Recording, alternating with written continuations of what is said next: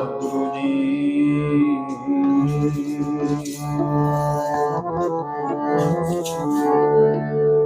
ਗੁਰੂ ਗਰੀਬ ਨਿਵਾਜ,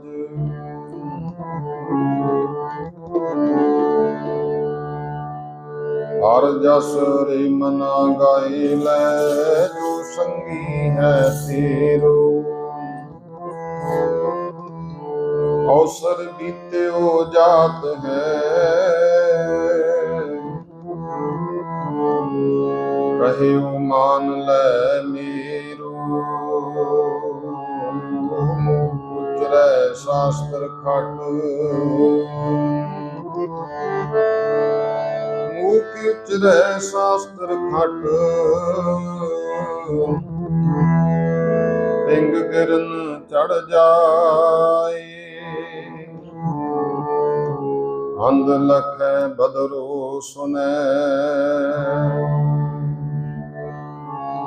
ਜੋ ਕਾਲ ਕਿਰਪਾ ਕਰਾਈ, ਕਹਾਂ ਬੁੱਧ ਪ੍ਰਭ ਤੁਛ ਹਮਾਰੀ। ਬਰਨ ਸਕੈ ਮਹਿਮਾ ਜੋ ਤੁਹਾਰੀ, ਹਮ ਨਾ ਸਕਤ ਕਰ ਸਿਫਤ ਤੁਮਾਰੀ। ਆਪ ਲਿਹੋ ਤੁਮ ਕਥਾ ਸੁਧਾਰੀ।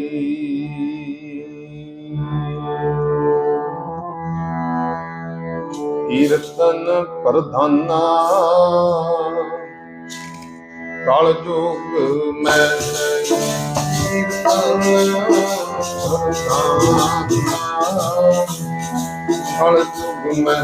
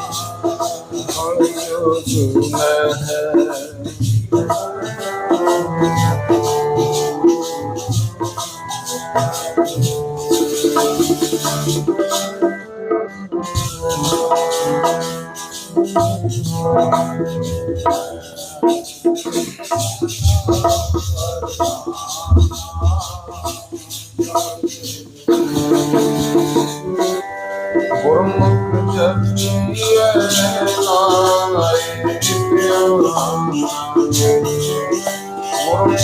ਜਪੀਐ ਲਾਏ ਪਿਆਰਾ।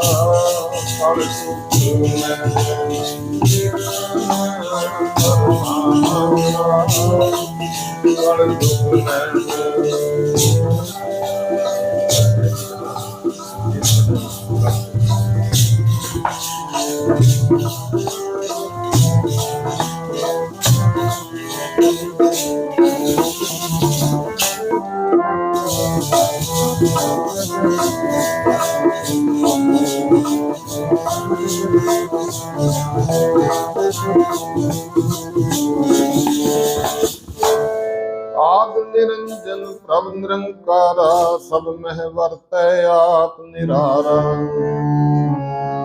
ਵਰਨ ਜਾਤ ਚਿਹਨ ਨਹੀਂ ਕੋਈ, ਸਭ ਹੁਕਮੇ ਸ੍ਰਿਸ਼ਟ ਪਾਏਗਾ। ਲੱਖ 84 ਜੋਨ ਸਬਾਈ, ਮਾਨਸ ਕੋ ਪ੍ਰਭ ਦੀ ਵਡਿਆਈ।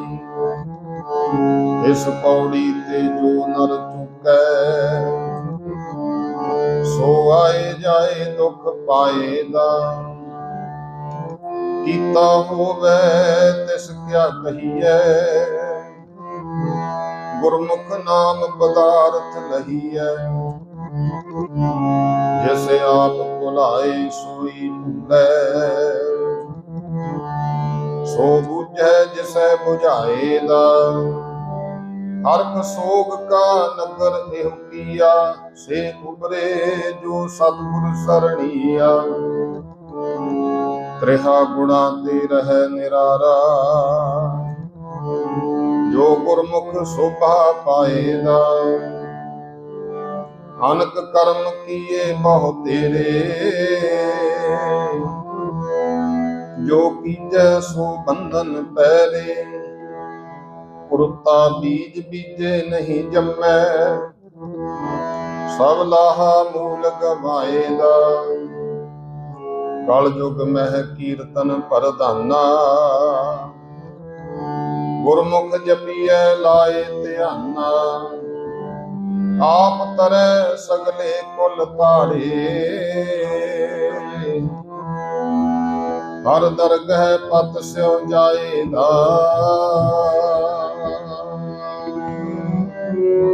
ਕੀਰਤਨ ਪ੍ਰਧਾਨਾ ਕਲ ਯੁਗ ਮਹਿ,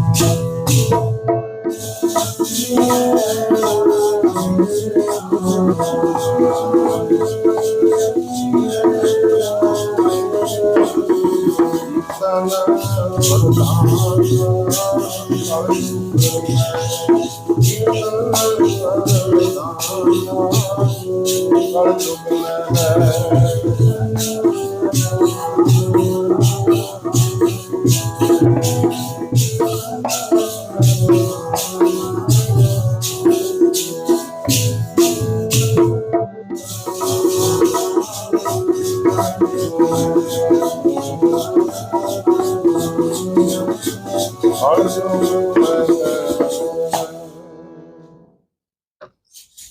ਪਰਮ ਸਤਿਕਾਰਯੋਗ ਜਬਰ ਤਖਤ ਛਤਰ ਦੇ ਮਾਲਕ ਜੁਗੋ ਜੁਗ ਅਟਲ ਦਸਾਂ ਪਾਤਸ਼ਾਹੀਆਂ ਦੀ ਆਤਮਿਕ ਜੋਤ ਧੰਨ ਧੰਨ ਸ੍ਰੀ ਗੁਰੂ ਗ੍ਰੰਥ ਸਾਹਿਬ ਸੱਚੇ ਪਾਤਸ਼ਾਹ ਜੀ ਸਤਿਗੁਰੂ ਜੀ ਦੀ ਪਾਵਨ ਅਤੇ ਪਵਿੱਤਰ ਹਜ਼ੂਰੀ ਵਿੱਚ ਬਿਰਾਜਮਾਨ ਸਰਬੱਤ ਮਾਈ ਭਾਈ ਆਦਬ ਸਤਿਕਾਰ ਨਾਲ ਗੁਰੂ ਚਰਨਾਂ 'ਚ ਹਾਜ਼ਰੀ ਲਵਾਉਂਦਿਆਂ ਹੋਇਆਂ ਫਤਿਹ ਦੀ ਸਾਂਝ ਪਾਈਏ। ਮਿਲ ਕਰ ਆਖੋ ਜੀ, ਵਾਹਿਗੁਰੂ ਜੀ ਕਾ ਖਾਲਸਾ, ਵਾਹਿਗੁਰੂ ਜੀ ਕੀ ਫਤਿਹ। ਗੁਰੂ ਪਾਤਸ਼ਾਹ ਮਹਾਰਾਜ ਦੇ ਚਰਨਾਂ ਵਿੱਚ ਜਿੰਨਾ ਸਮਾਂ ਬੈਠਣਾ ਹੈ, ਪਿਆਰ ਸਤਿਕਾਰ ਸ਼ਰਧਾ ਔਰ ਭਾਵਨਾ ਰੱਖ ਕਰਕੇ ਗੁਰੂ ਕਾ ਉਪਦੇਸ਼ ਸਰਵਣ ਕਰਨਾ ਹੈ। ਗੁਰੂ ਮਹਾਰਾਜ ਦਾ ਜੋ ਉਪਦੇਸ਼ ਹੈ ਇਹ ਗੁਰਮੁਖੋ ਸਾਡੇ ਜੀਵਨ ਦੇ ਵਾਸਤੇ ਹੈ ਤੇ ਸਤਿਗੁਰੂ ਸੱਚੇ ਪਾਤਸ਼ਾਹ ਮਹਾਰਾਜ ਸ਼ਹੀਦਾਂ ਦੇ ਸਰਤਾਜ ਪੰਚਮ ਪਾਤਸ਼ਾਹ ਗਰੀਬ ਨਵਾਜ਼ ਜੋ ਬਚਨ ਕਰਦੇ ਨੇ ਕਿ ਭਾਈ ਐਸੇ ਪ੍ਰਮਾਤਮਾ ਵਾਹਿਗੁਰੂ ਦਾ ਸਿਮਰਨ ਕਰੀਏ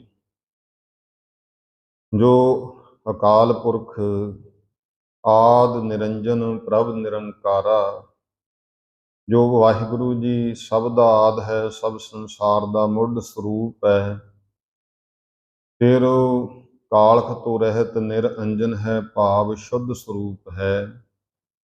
ਐਸਾ ਪਰਮੇਸ਼ਰ ਜੋ ਨਿਰਾ ਆਕਾਰ ਹੈ, ਵਿਸ਼ੇਸ਼ ਤੌਰ ਤੇ ਕਿਸੇ ਆਕਾਰ ਤੋਂ ਰਹਿਤ ਹੈ। ਸਾਰੇ ਆਕਾਰ ਉਸ ਪਰਮੇਸ਼ਰ ਦੇ ਬਣਾਏ ਹਨ। ਸਭ ਮਹਿ ਵਰਤੈ ਆਪ ਨਿਰਾਰਾ। ਫਿਰ ਉਹ ਪਰਮੇਸ਼ਰ ਸਾਰਿਆਂ ਦੇ ਵਿੱਚ ਗੁਰਮੁਖੋ ਵਰਤ ਵੀ ਰਿਹਾ, ਵਸ ਵੀ ਰਿਹਾ ਤੇ ਨਿਰਲੇਪ ਵੀ ਹੈ। ਭਾਵ ਕਿ ਉਹ ਜੀਵ ਦੇ ਪਾਪਾਂ ਪੁੰਨਾਂ ਤੋਂ ਪਰੇ ਹੈ, ਸਭ ਦੇ ਅੰਦਰ ਹੀ ਹੈ, ਲੇਕਿਨ ਜੀਵ ਦੇ ਕੀਤੇ ਕਰਮ ਦਾ ਉਸ ਤੇ ਪ੍ਰਭਾਵ ਨਹੀਂ ਹੁੰਦਾ ਹੈ। ਇਸ ਤਰ੍ਹਾਂ ਉਹ ਪਰਮੇਸ਼ਰ ਅਸੰਗ ਹੈ। ਵਰਨ ਜਾਤ ਚਿਹਨ ਨਹੀਂ ਕੋਈ, ਸਭ ਹੁਕਮੇ ਸ੍ਰਿਸ਼ਟ ਉਪਾਏ ਦਾ। ਉਹਦਾ ਕੋਈ ਵਿਸ਼ੇਸ਼ ਵਰਨ ਨਹੀਂ ਹੈ, ਖੱਤਰੀ ਬ੍ਰਾਹਮਣ ਸੂਦ ਵੈਸ਼ ਜਾਂ ਕੋਈ ਮੁਸਲਮਾਨ, ਕੋਈ ਹਿੰਦ ਇਤਿਆਦਿਕ ਇਹੋ ਜਿਹੀ ਕੋਈ ਜਾਤੀ ਨਹੀਂ ਹੈ ਵਿਸ਼ੇਸ਼। ਫਿਰ ਉਹਦਾ ਕੋਈ ਕੰਠੀ ਮਾਲਾ ਇਤਿਆਦਿਕ ਦਾ ਚਿਹਨ ਨਹੀਂ ਹੈ, ਕੋਈ ਚੱਕਰ ਨਹੀਂ ਹੈ। ਸਾਰੀ ਜਿੰਨੀ ਵੀ ਸ੍ਰਿਸ਼ਟੀ ਹੈ ਉਹ ਆਪਣੇ ਹੁਕਮ ਦੇ ਵਿੱਚ ਹੀ ਪੈਦਾ ਕਰਦਾ ਹੈ। ਜਪਜੀ ਸਾਹਿਬ ਵਿੱਚ ਗੁਰੂ ਨਾਨਕ ਦੇਵ ਜੀ ਮਹਾਰਾਜ ਦੇ ਬਚਨ ਨੇ, ਹੁਕਮੇ ਅੰਦਰ ਸਭ ਕੋ ਬਾਹਰ ਹੁਕਮ ਨਾ ਕੋਈ। ਫਿਰ ਪੰਜਵੇਂ ਪਾਤਸ਼ਾਹ ਮਹਾਰਾਜ ਕਹਿੰਦੇ ਉਹਨੇ ਸ੍ਰਿਸ਼ਟੀ ਆਪਣੇ ਹੁਕਮ ਵਿੱਚ ਪੈਦਾ ਕੀਤੀ। 184 ਜੋਨ ਸਬਾਈ, ਮਾਨਸ ਕਉ ਪ੍ਰਭ ਦੀ ਵਡਿਆਈ। ਇਹ ਸ੍ਰਿਸ਼ਟੀ ਵਿੱਚ ਵਾਹਿਗੁਰੂ ਪਰਮੇਸ਼ਰ ਨੇ 84 ਲੱਖ ਜੂਨਾਂ ਜਿਹੜੀਆਂ ਨੇ ਉਹ ਪੈਦਾ ਕੀਤੀਆਂ।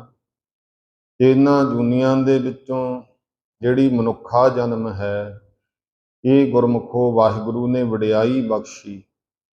ਵਡਿਆਈ ਕਿਹੜੀ ਹੈ ਕਿ ਆਪਣੇ ਮਿਲਾਪ ਦੀ, ਭਾਵ ਕਿ ਇਸ ਮਨੁੱਖਾ ਜਨਮ ਦੇ ਰਾਹੀਂ ਪਰਮੇਸ਼ਰ ਦੀ ਪ੍ਰਾਪਤੀ ਕਰਨ ਦੀ ਵਡਿਆਈ ਇਹ ਇਸ ਜੂਨੀ ਵਿੱਚ ਹੈ। ਭਈ ਪ੍ਰਾਪਤ ਮਾਨੁਖ ਦੇਹੁਰੀਆ, ਗੋਬਿੰਦ ਮਿਲਣ ਕੀ ਇਹੋ ਤੇਰੀ ਬਰੀਆ। ਅਵਰ ਕਾਜ ਤੇਰਾ ਕਿਤੈ ਨਾ ਕਾਮ, ਮਿਲ ਸਾਧ ਸੰਗਤ ਭਜ ਕੇਵਲ ਨਾਮ। ਇਹ ਵਡਿਆਈ ਮਨੁੱਖਾ ਜਨਮ ਵਿੱਚ ਹੈ। ਇਸ ਕਰਕੇ ਮਾਨਸ ਜਨਮ ਦੁਲੰਭ ਕਿਹਾ, ਬਹੁਤ ਦੁਰਲਭ ਹੈ। ਤੇ ਵਾਹਿਗੁਰੂ ਪਰਮੇਸ਼ਰ ਦੀ ਅਤੀ ਅਪਾਰ ਕਿਰਪਾ ਹੋਈ, ਗੁਰ ਸੇਵਾ ਤੇ ਭਗਤ ਕਮਾਈ। ਤਬ ਇਹ ਮਾਨਸ ਦੇਹੀ ਪਾਈ, ਇਸ ਦੇਹੀ ਕੋ ਸਿਮਰਹਿ ਦੇਵ। ਸੋ ਦੇਹੀ ਭਜ ਹਰ ਕੀ ਸੇਵ। ਉਹ ਤੈਨੂੰ ਭਾਈ ਮਿਲ ਗਈ। ਤੂੰ ਭਜਨ ਕਰ, ਹਰੀ ਦੀ ਸੇਵਾ ਕਰ। ਭਜੋ ਗੋਬਿੰਦ ਭੂਲ ਮਤ ਜਾਹੋ, ਮਾਨਸ ਜਨਮ ਕਾ ਇਹੀ ਲਾਹੋ। ਇਹ ਲਾਹਾ ਜਿਹੜਾ ਅਸੀਂ ਇੱਥੇ ਆਏ ਆ ਲਾਹਾ ਲੈਣ ਵਾਸਤੇ, ਪ੍ਰਾਣੀ ਤੋਂ ਆਇਆ ਲਾਹਾ ਲੈਣ। ਲੱਗਾ ਕਿਤ ਕੁਫਕੜੇ ਸਭ ਮੁਕਦੀ ਚੱਲੀ ਰੈਣ। ਕਿਹੜੇ ਫੋਕੇ ਕੰਮਾਂ ਵਿੱਚ ਪੈ ਗਏ ਆ ਉਮਰ ਰੂਪੀ ਰਾਤ ਤੇ ਮੁੱਕੀ ਜਾਂਦੀ ਹੈ। ਇਸ ਕਰਕੇ ਸਮੇਂ ਨੂੰ ਸੰਭਾਲ ਲੈ। ਇਹ ਸਮੇਂ ਦਾ ਕਿਸੇ ਨੇ ਸਮਾਂ ਤਾਂ ਦੇਖੋ ਰੁਕਦਾ ਨਹੀਂ ਹੈ, ਚੱਲੀ ਜਾਂਦਾ ਹੈ। ਸਵਾਸ ਸਵਾਸ ਉਮਰ ਬੀਤੀ ਜਾਂਦੀ ਹੈ। ਚੇਤਨਾ ਹੈ ਤੋ ਚੇਤ ਲੈ, ਨਿਸ ਦਿਨ ਮਹਿ ਪ੍ਰਾਨੀ। ਛਿਨ ਛਿਨ ਔਧ ਬਿਹਾਤ ਹੈ, ਫੂਟੇ ਘਟ ਜਿਉ ਪਾਣੀ। ਇਹ ਫਿਰ ਮਨੁੱਖ ਜਨਮ ਪਰਮੇਸ਼ਰ ਦੀ ਪ੍ਰਾਪਤੀ ਰੂਪੀ ਵਡਿਆਈ ਇਹਦੇ ਵਿੱਚ ਹੀ ਪ੍ਰਾਪਤ ਹੁੰਦੀ ਹੈ। ਇਹ ਮਹਾਰਾਜ ਕਹਿੰਦੇ, ਇਸ ਪੌੜੀ ਤੇ ਜੋ ਨਰ ਚੁੱਕੈ, ਸੋ ਆਏ ਜਾਏ ਦੁੱਖ ਪਾਏ ਦਾ। ਜਿਹੜਾ ਭਾਈ ਇਹ ਮਨੁੱਖ ਜਨਮ ਦੀ ਪੌੜੀ ਤੋਂ ਖੁੰਝ ਜਾਂਦਾ ਹੈ ਨਾ, ਚੁੱਕ ਜਾਂਦਾ ਹੈ, ਤਾਂ ਫਿਰ ਉਹ ਵੱਖ-ਵੱਖ ਜੂਨਾਂ ਦੇ ਵਿੱਚ ਆਉਂਦਾ ਤੇ ਜਾਂਦਾ ਹੈ। ਜੰਮਣ ਮਰਨ ਦੇ ਦੁੱਖ ਪਾਉਂਦਾ, ਬਾਰ-ਬਾਰ ਜੰਮ ਜੰਮ ਮਰੈ ਮਰੈ ਫਿਰ ਜੰਮੈ। ਬਹੁਤ ਸਜਾਏ ਪਿਆ ਦੇਸ ਲੰਮੈ। ਬਹੁਤ ਕੁਝ ਬਣਦਾ, ਕਈ ਜਨਮ ਭਏ ਕੀਟ ਪਤੰਗਾ, ਕਈ ਜਨਮ ਗਜ ਮੀਨ ਕੁਰੰਗਾ, ਕਈ ਜਨਮ ਪੰਖੀ ਸਰਪ ਹੋਇਓ, ਕਈ ਜਨਮ ਹੈਵਰ ਬ੍ਰਿਖ ਜੋਇਓ। ਮਿਲ ਜਗਦੀਸ਼ ਮਿਲਣ ਕੀ ਬਰੀਆ, ਚਿਰੰਕਾਲ ਇਹ ਦੇਹ ਸੰਜਰੀਆ। ਫਿਰ ਪਾਤਸ਼ਾਹ ਜੀ ਅੱਗੇ ਬਚਨ ਕਰਦੇ ਆ, ਕੀਤਾ ਹੋਵੇ ਤਿਸ ਕਿਆ ਕਹੀਏ। ਭਾਈ ਜੋ ਵੀ ਕੁਝ ਹੋ ਰਿਹਾ ਹੈ ਨਾ, ਉਸ ਪਰਮਾਤਮਾ ਦਾ ਹੀ ਕੀਤਾ ਹੋਇਆ ਹੋ ਰਿਹਾ ਹੈ। ਫਿਰ ਉਹ ਸੁਤੰਤਰ ਹੈ, ਪਰਮੇਸ਼ਰ ਆਜ਼ਾਦ ਹੈ, ਉਹਨੂੰ ਕੋਈ ਕਹਿ ਕੇ ਨਹੀਂ ਕਰਵਾਉਂਦਾ। ਤਿਸ ਕਿਆ ਕਹੀਏ, ਉਹਨੂੰ ਕੋਈ ਕੀ ਕਹਿ ਸਕਦਾ ਇੰਜ ਨਾ ਇੰਜ ਕਰ। ਜਨਮ ਵੀ ਉਹਨੇ ਦੇਣਾ ਹੈ, ਮੌਤ ਵੀ ਉਸ ਦੇ ਹੱਥ ਵਿੱਚ ਹੈ। ਗੁਰਮੁਖ ਨਾਮ ਪਦਾਰਥ ਲਹੀ ਹੈ। ਜਿਹੜੇ ਭਾਈ ਗੁਰਮੁਖ ਪੁਰਸ਼ ਨੇ ਉਹ ਨਾਮ ਰੂਪੀ ਪਦਾਰਥ ਦੀ ਪ੍ਰਾਪਤੀ ਕਰ ਲੈਂਦੇ ਆ। ਜਾਂ ਗੁਰਮੁਖ ਗੁਰੂ ਮੁਖ ਦੁਆਰਾ ਜਗਿਆਸੂ ਨੂੰ ਨਾਮ ਪਦਾਰਥ ਪ੍ਰਾਪਤ ਕਰਨਾ ਚਾਹੀਦਾ। ਭਾਵ ਗੁਰੂ ਦੇ ਲੜ ਲੱਗ ਕੇ ਗੁਰਮੁਖਾਂ ਦੀ ਸੰਗਤ ਦੁਆਰਾ ਨਾਮ ਰੂਪੀ ਪਦਾਰਥ ਜਿਹੜਾ ਹੈ ਉਹ ਪੱਲੇ ਬੰਨ੍ਹਣਾ ਚਾਹੀਦਾ ਹੈ। ਸਤਿਗੁਰੂ ਸੱਚੇ ਪਾਤਸ਼ਾਹ ਮਹਾਰਾਜ ਕਿਉਂ ਉਪਦੇਸ਼ ਦਿੰਦੇ ਹਨ। ਪੱਲੇ ਬੰਨ ਲੈ ਮਨਾ ਪੂੰਜੀ ਰਾਮ ਨਾਮ ਦੀ, ਪੱਲੇ ਬੰਨ ਲੈ ਮਨਾ ਪੂੰਜੀ ਰਾਮ ਨਾਮ ਦੀ।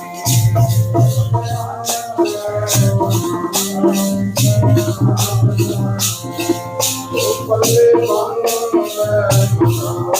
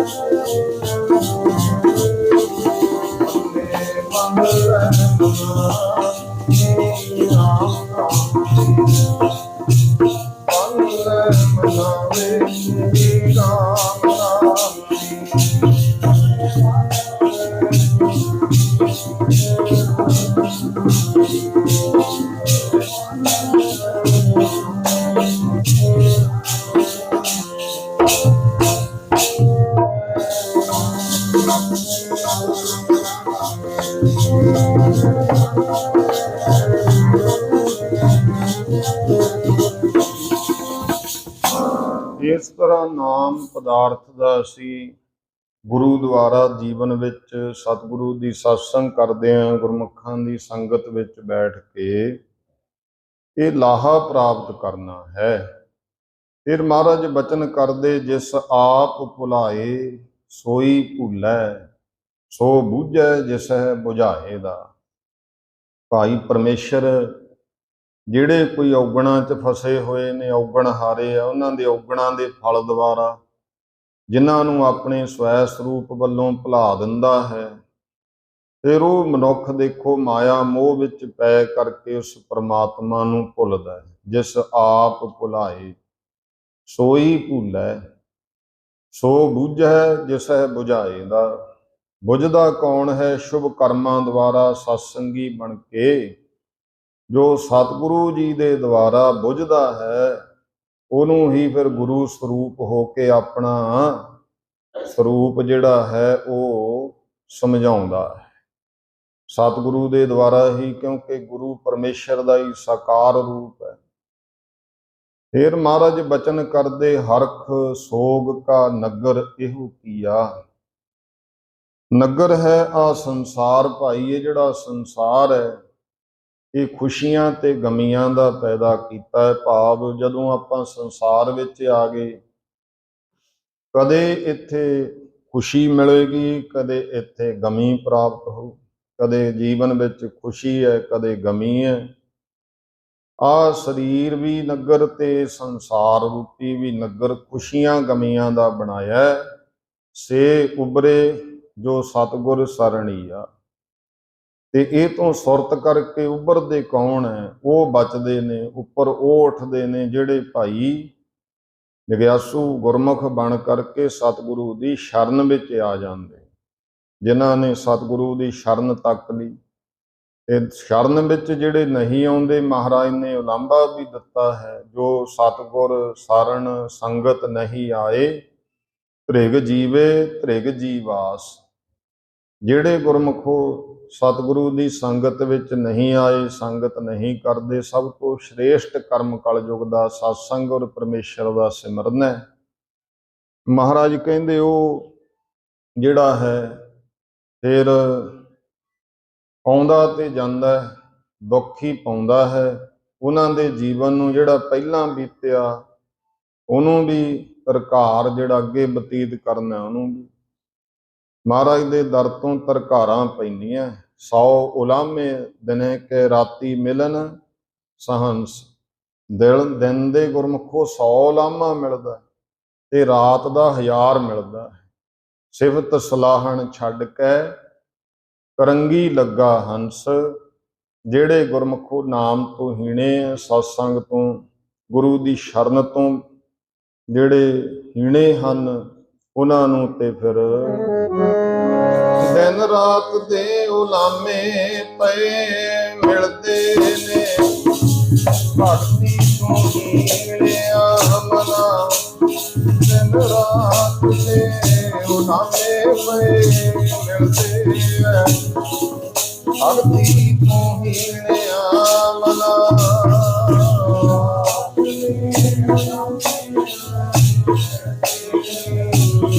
ਭਗਤੀ ਤੋਂ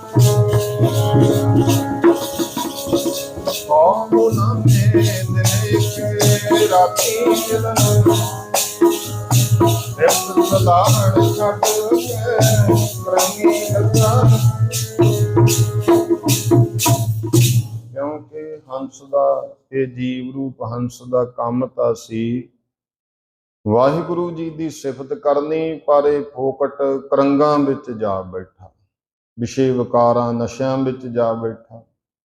ਬਚਦਾ ਕੌਣ ਹੈ ਸੇ ਉਬਰੇ, ਜੋ ਸਤਿਗੁਰ ਸਰਣੀਆ। ਫਿਰ ਅੱਗੇ ਮਹਾਰਾਜ ਕਹਿੰਦੇ, ਤ੍ਰਿਹਾ ਗੁਣਾ ਤੇ ਰਹਿ ਨਿਰਾਰਾ, ਸੋ ਗੁਰਮੁਖ ਸੋਭਾ ਪਾਏਦਾ। ਐਸਾ ਜਿਹੜਾ ਭਾਈ ਗੁਰਮੁਖ ਤ੍ਰੈ ਗੁਣ ਰਜੋ ਤਮੋ ਸਤੋ ਤੋਂ ਉੱਪਰ ਉੱਠ ਗਿਆ, ਅਸੰਗ ਰਹਿੰਦਾ ਹੈ, ਸੁਰਤੀ ਕਰਕੇ ਨਿਆਰਾ ਰਹਿੰਦਾ ਹੈ, ਉਹ ਫਿਰ ਤਤ ਵਸਤੂ ਨੂੰ ਜਾਣਨ ਵਾਲਾ ਹੋ ਕਰਕੇ ਸਤਿਗੁਰੂ ਜੀ ਦੀ ਕਿਰਪਾ ਦੁਆਰਾ, ਸੋ ਗੁਰਮੁਖ ਮੁਖੀ ਗੁਰੂ ਦੁਆਰਾ ਸੋਭਾ ਪਾਏਦਾ। ਲੋਕ ਤੇ ਪ੍ਰਲੋਕ ਦੇ ਵਿੱਚ ਉਹ ਗੁਰਮੁਖੋ ਸੋਭਾ ਪਾਉਂਦਾ ਹੈ। ਗਰੀਬ ਨਵਾਜ ਪਾਤਸ਼ਾਹ ਪੰਚੋਂ ਗੁਰਦੇਵ ਅੱਗੇ ਬਚਨ ਕਰਦੇ ਆ, ਅਨਕ ਕਰਮ ਕੀਏ ਬਹੁ ਤੇਰੇ। ਇਹ ਅਨੇਕਾਂ ਤਰ੍ਹਾਂ ਦੇ ਬੇਅੰਤ ਜਨਮਾਂ ਵਿੱਚ, ਬਹੁ ਤੇਰੇ ਦਾ ਭਾਵ ਹੈ ਬਹੁਤੇ ਰੇ, ਦੋ ਸ਼ਬਦਾਂ ਦਾ ਜੋੜ ਹੈ। ਭਾਵ ਬੇਅੰਤ ਹੀ ਜੀਵ ਨੇ ਅਨੇਕਾਂ ਤਰ੍ਹਾਂ ਦੇ ਕਰਮ ਕੀਤੇ ਹੈ, ਕਰਮ ਕਾਂਡ ਕੀਤੇ, ਕਰਮ ਧਰਮ ਪਾਖੰਡ ਜੋ ਦੀਸੈ, ਤਿੰਨ ਜਮ ਜਾਗਾਤੀ ਲੂਟੈ। ਜਾਂ ਮਹਾਰਾਜ ਨੇ ਜਿਵੇਂ ਪਾਠ ਪੜ੍ਹਿਓ ਔਰ ਵੇਦ ਵਿਚਾਰਿਓ, ਨਿਵਲ ਭੁਜੰਗਮ ਸਦ ਇਹਦੇ ਵਿੱਚ ਸਾਰੇ ਦੱਸੇ। ਜੋ ਕੀਜੈ ਸੋ ਬੰਧਨ ਪੈਰੇ। ਤੇ ਜਿਹੜੇ ਵੀ ਫਿਰ ਇਹਨੇ ਕਰਮ ਕਾਂਡ ਜਿਹੜੇ ਕੀਤੇ ਨਾ ਜੀਵਨ ਵਿੱਚ, ਉਹ ਸਾਰੇ ਇਹਦੇ ਬੰਧਨ ਦਾ ਹੀ ਕਾਰਨ ਬਣ ਗਏ, ਮੁਕਤੀ ਦੀ ਪ੍ਰਾਪਤੀ ਨਾ ਹੋਈ। क्योंकि मुक्ति की प्राप्ति सतगुरु द्वारा परमेश्वर का नाम जप करके सत्संग द्वारा होनी है। ते वो कर्म इन्हें करता रहा, तां करके फिर इनू बंधना विच पिया रहा। बंधन का दे मन रूपी जिहड़ा मन बुद्ध है ना, ये सुरती दे पैर ने, इन्हां नूं फिर जंजाल पै जांदे। फिर महाराज कहंदे कुरता बीज बीजे नहीं जम्मै, सब लाहा मूल गवाएंदा। ये करदा की है, जिहड़ी तां रुत सी, रुत कादी अब कलू आयो रे, एक नाम बोवो बोवो, अनरूत नाही नाही मत भरम भूलो भूलो। रुत है ये मनुखा जीवन विच नाम दा बीज बीजण दी, मन हाली किरसाणी करनी शर्म पाणी तन खेत नाम बीज, संतोख सुहागा रख गरीबी वेश। पर ये कर्म कांड करदा रहा, सिमरन नहीं कीता, नाम नहीं जपिया, सत्संग नहीं कीती, होर जिहड़े कर्म धर्म सी कर्म कांड रूप विच फिर इहने बहुत कीते, तां करके वो मुक्ति का साधन ना बन सके। सिर्फ लोक परलोक दे कुछ दुनियावी दुख ते सुख भोगदा रहा। लेकिन परमेश्वर दे चरनां नाल भेदता जो मुक्ति है कैवल मोक्ष, वो इनू प्राप्त ना होई, क्योंकि बीज समय सिर ना बीजिया।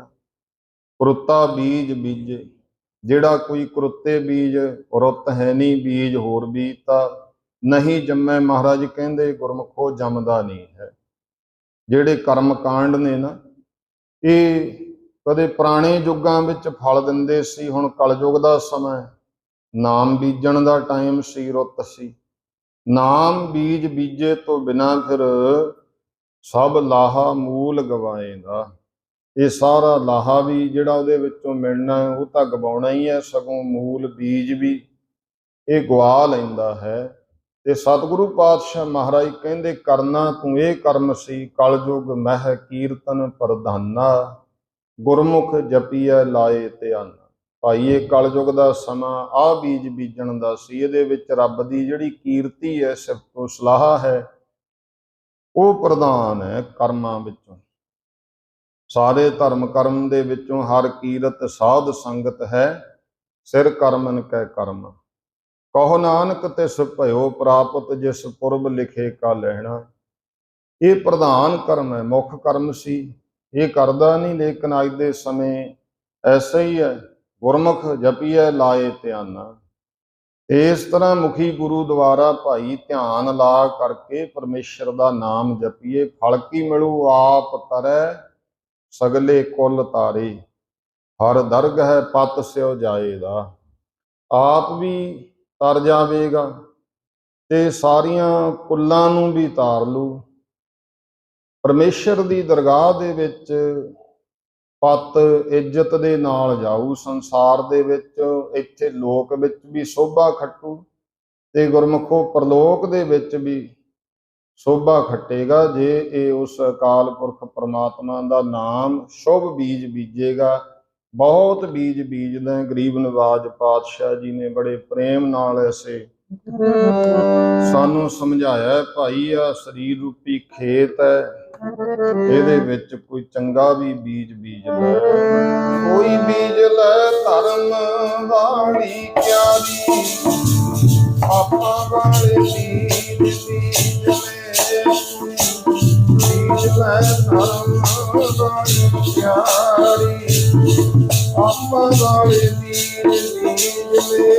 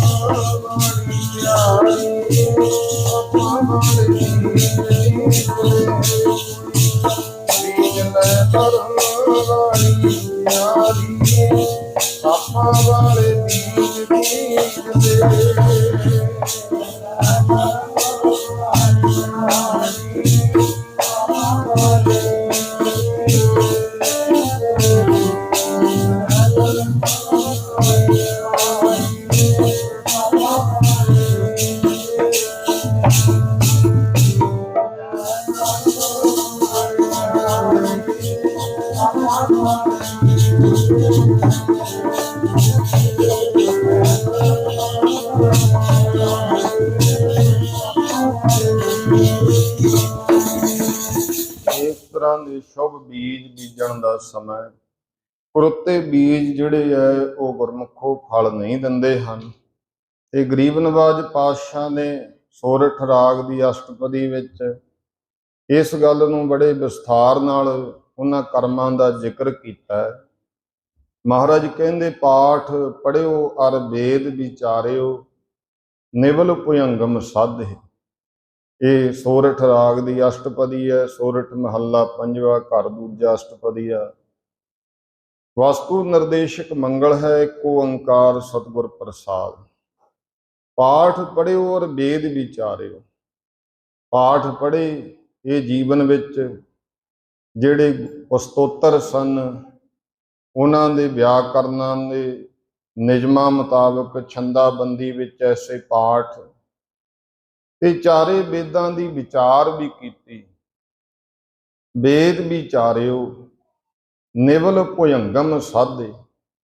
ਇਹ ਮਹਾਰਾਜ ਕਹਿੰਦੇ ਨਿਉਲੀ ਕਰਮ ਵੀ ਕੀਤੇ ਤੇ ਭੁਯੰਗਮਾ ਨਾੜੀ ਨੂੰ ਵੀ ਸਾਧਿਆ। ਨਿਉਲੀ ਕਰਮ ਦੋ ਤਰ੍ਹਾਂ ਦੇ ਨੇ, ਇੱਕ ਨੇਤੀ ਹੈ, ਇੱਕ ਧੋਤੀ ਹੈ।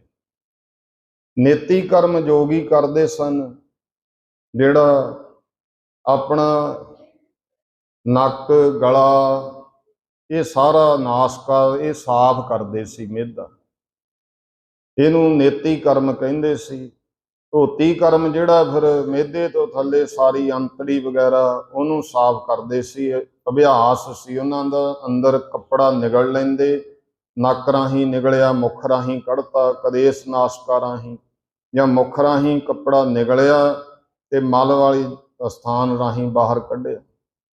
ਅੰਤੜੀਆਂ ਨੂੰ ਸਾਫ਼ ਕਰਨਾ, ਇਹਨੂੰ ਨਿਵਲ ਕਰਮ ਕਿਹਾ।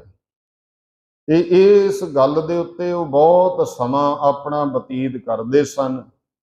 ਗਰੀਬ ਨਵਾਜ ਸ੍ਰੀ ਗੁਰੂ ਨਾਨਕ ਦੇਵ ਪਾਤਸ਼ਾਹ ਨੇ ਵੇਖੋ ਜੋਗੀਆਂ ਨੂੰ ਉਪਦੇਸ਼ ਦਿੱਤਾ ਵੀ ਜੋਗੀਓ, ਜੋ ਪਰਮੇਸ਼ਰ ਦਾ, ਪਰਮਾਤਮਾ ਦਾ ਰਸਤਾ ਹੈ, ਉਹਦੇ ਉੱਤੇ ਮਨ ਦੀ ਪਵਿੱਤਰਤਾ ਸਭ ਤੋਂ ਵੱਧ ਜ਼ਰੂਰੀ ਹੈ। ਜਿੱਥੇ ਆਪਾਂ ਨੂੰ ਸਰੀਰ ਦੀ ਪਵਿੱਤਰਤਾ ਲਈ ਇਸ਼ਨਾਨ ਦਾ ਉਪਦੇਸ਼ ਹੈ ਨਾ ਕਿ ਅੰਮ੍ਰਿਤ ਵੇਲੇ ਉੱਠੋ, ਇਸ਼ਨਾਨ ਕਰੋ, ਕਰ ਇਸ਼ਨਾਨ, ਸਿਮਰ ਪ੍ਰਭ ਆਪਣਾ, ਮਨ ਤਨ ਭਏ ਅਰੋਗਾ। ਮਹਾਰਾਜ ਕਹਿੰਦੇ ਜੋਗੀਓ ਵੀ ਮਨ ਦੀ ਵੀ ਪਵਿੱਤਰਤਾ ਚਾਹੀਦੀ ਹੈ ਨਾ। ਜੇ ਮਨ ਪਵਿੱਤਰ ਨਹੀਂ ਹੋਇਆ, ਮਨ ਮੈਲਾ ਸਭ ਕਿਛ ਮੈਲਾ, ਤਨ ਧੋਤੈ ਮਨ ਹੱਛਾ ਨਾ ਹੋਏ। ਜੇ ਮਨ ਦੇ ਅੰਦਰ ਮਲੀਨ ਹੈ, ਤਨ ਚਾਹੇ ਕਿੰਨੇ ਵੀ ਤੀਰਥਾਂ ਪਰ ਧੋ ਲਿਆ, ਫਿਰ ਵੀ ਗੁਰਮੁਖੋ ਇਹ ਮਨ ਪਵਿੱਤਰ ਨਹੀਂ ਹੁੰਦਾ, ਕਿਉਂਕਿ ਮਨ ਦੀ ਪਵਿੱਤਰਤਾ ਸਤਸੰਗ ਦੁਆਰਾ। ਅਸੀਂ ਬਾਕੀ ਕਰਮ ਤਾਂ ਬਹੁਤ ਕਰ ਲੈਂਦੇ ਹਾਂ, ਲੇਕਿਨ ਪਰਮੇਸ਼ਰ ਦੀ ਕੀਰਤੀ, ਸਿਫਤ ਸਲਾਹ ਔਰ ਸਤਸੰਗ ਤੋਂ ਕੰਨੀ ਕੁਤਰਾਉਂਦੇ ਆ। ਬਹੁਤ ਵਾਰੀ ਹੁੰਦਾ ਨਾ, ਮਸਾਂ ਸਮਾਂ ਜਿਹੜਾ ਹੈ ਦੇਖਣਾ ਕਿੰਨਾ ਕੁ ਸਮਾਂ ਬੈਠੀ, ਇਹ ਘਾਟ ਹੈ ਸਾਡੇ ਅੰਦਰ।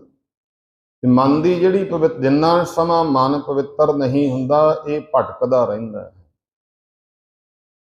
ਜੋਗੀਆਂ ਨੂੰ ਉਪਦੇਸ਼ ਦਿੱਤਾ ਜਦੋਂ ਗੋਰਖਨਾਥ ਨੇ ਬਹੁਤਾ ਕਿਹਾ ਵੀ ਮਹਾਰਾਜ ਸਾਡਾ ਜਿਹੜਾ ਮਤ ਹੈ, ਇਉਂ ਉਮਰ ਵੱਧ ਜਾਂਦੀ ਹੈ, ਸਾਰਾ ਆਪਣੀ ਵਡਿਆਈ ਕੀਤੀ, ਸੰਸਾਰ ਵਿੱਚ ਆਏ ਮਾਨਤਾ ਹੈ ਤਾਂ ਅਸੀਂ ਸਮਾਧੀ ਲਾ ਲੈਂਦੇ ਹਾਂ, ਇਸ ਤਰ੍ਹਾਂ ਦੇ 84 ਆਸਣ ਕਰਦੇ ਹਾਂ।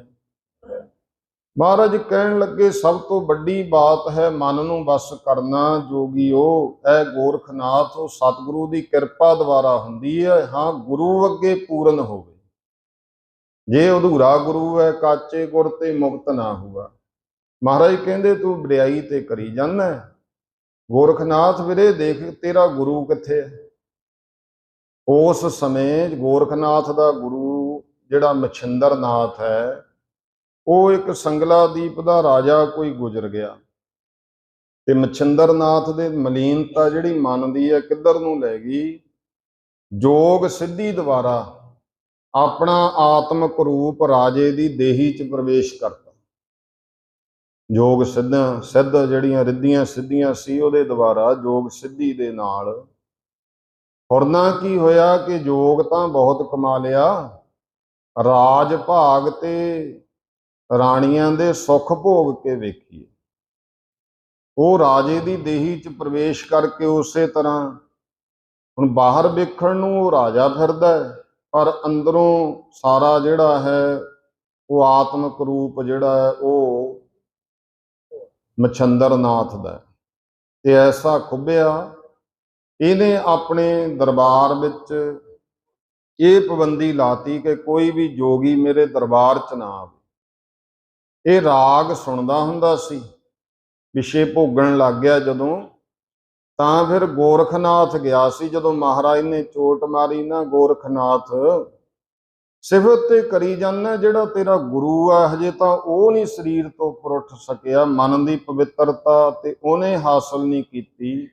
ਫਿਰ ਗੋਰਖ ਨੇ ਇਸਤਰੀ ਰੂਪ ਧਾਰ ਕਰਕੇ ਗਲ ਵਿੱਚ ਢੋਲਕ ਪਾਈ ਤੇ ਉਹਦੇ ਦਰਬਾਰ ਵਿੱਚ ਜਾ ਕੇ ਨੱਚਿਆ ਤੇ ਨਾਲ ਢੋਲਕ ਵਜਾਈ, ਮਰਦੰਗ ਵਜਾਈ। ਜਦੋਂ ਧੱਫਾ ਮਾਰਿਆ ਕਰੇ, ਕਿਹਾ ਕਰੇ ਜਾਗ ਮਛੰਦਰ ਗੋਰਖ ਆਏ।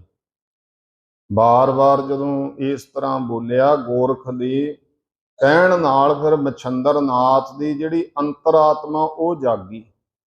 ਫਿਰ ਸ਼ਰਮ ਆਈ ਮਨਾ, ਕਿਹੜੇ ਰਾਹ ਤੁਰਿਆ ਹੋਇਆ ਸੀ ਤੇ ਕਿਹੜੇ ਰਾਹ ਆ ਗਿਆ, ਕਿਉਂਕਿ ਮਨ ਹੈ। ਕਬਹੂ ਜੀਅੜਾ ਊਬ ਚੜ੍ਹਤ ਹੈ, ਕਬਹੂ ਜਾਏ ਪਿਆਲੇ। ਕਦੇ ਤਾਂ ਇਹ ਆਕਾਸ਼ਾਂ 'ਚ ਚੜ੍ਹ ਜਾਂਦਾ, ਕਦੇ ਭਾਈ ਪਤਾਲ ਵਿੱਚ ਜਾ ਡਿੱਗਦਾ। ਕਦੇ ਦੇਖੋ ਮਨ ਦੀਆਂ ਸੋਚਾਂ ਬਹੁਤ ਪਵਿੱਤਰ ਹੁੰਦੀਆਂ, ਕਦੇ ਬੜੀਆਂ ਮਲੀਨ ਹੋ ਜਾਂਦੀਆਂ। ਇਹ ਮਨ ਨਹੀਂ ਸਾਡੇ ਵੱਸ ਵਿੱਚ ਆਉਂਦਾ। ਮਹਾਰਾਜ ਦੇ ਬਚਨ ਹੈ, ਮਨ ਵੱਸ ਆਵੇ ਨਾਨਕਾ, ਜੇ ਪੂਰਨ ਕਿਰਪਾ ਹੋਏ। ਵਰਨਾ ਕਬੀਰ ਮਨ ਪੰਖੀ ਭਇਓ, ਉੱਡ ਉੱਡ ਦਹ ਦਿਸ ਜਾਏ। ਜੋ ਜੈਸੀ ਸੰਗਤ ਮਿਲੇ, ਸੋ ਤੈਸੋ ਫਲ ਖਾਏ। ਜਿਹੋ ਜੀ ਸੰਗਤ, ਫਿਰ ਉਹ ਮਨ ਨੂੰ ਸਾਰੀ ਰੰਗਤ ਚੜ੍ਹਦੀ ਹੈ। ਜਦੋਂ ਮਨ ਨੂੰ ਚੜ੍ਹ ਜਾਂਦੀ ਹੈ, ਫਿਰ ਤਨ ਨੂੰ ਵੀ ਚੜ੍ਹਦੀ ਹੈ। ਮਨ ਪ੍ਰੇਰਦਾ ਇੱਧਰ ਚੱਲੀਏ, ਤਨ ਉੱਧਰ ਨੂੰ ਚੱਲ ਪੈਂਦਾ। ਮਨ ਜਿਹੜਾ ਹੈ ਉਹ ਭਟਕਦਾ ਰਹਿੰਦਾ ਹੈ। ਕਿਉਂ ਭਟਕਦਾ? ਕਿਉਂਕਿ ਮੈਲ ਹੈ। ਮੈਲੀ ਚੀਜ਼ ਕਦੇ ਵੀ ਟਿਕ ਨਹੀਂ ਸਕਦੀ, ਮਲੀਨਤਾ ਇਹਨੂੰ ਟਿਕਣ ਨਹੀਂ ਦਿੰਦੀ।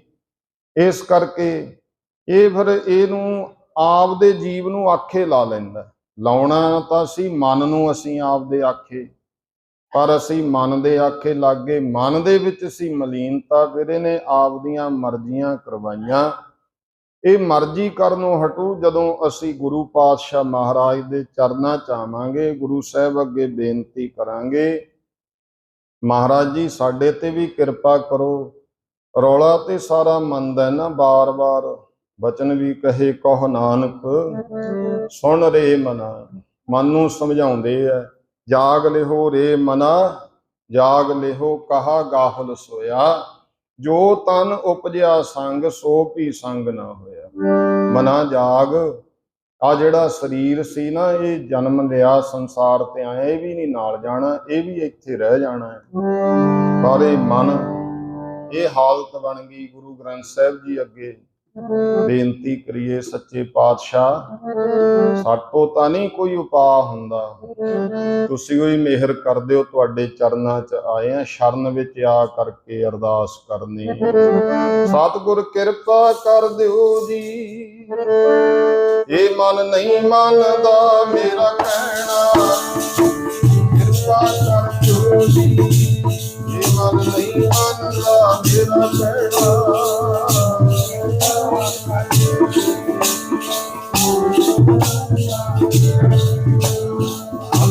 ਕਿਰਪਾ ਕਰ ਦਿਓ ਜੀ,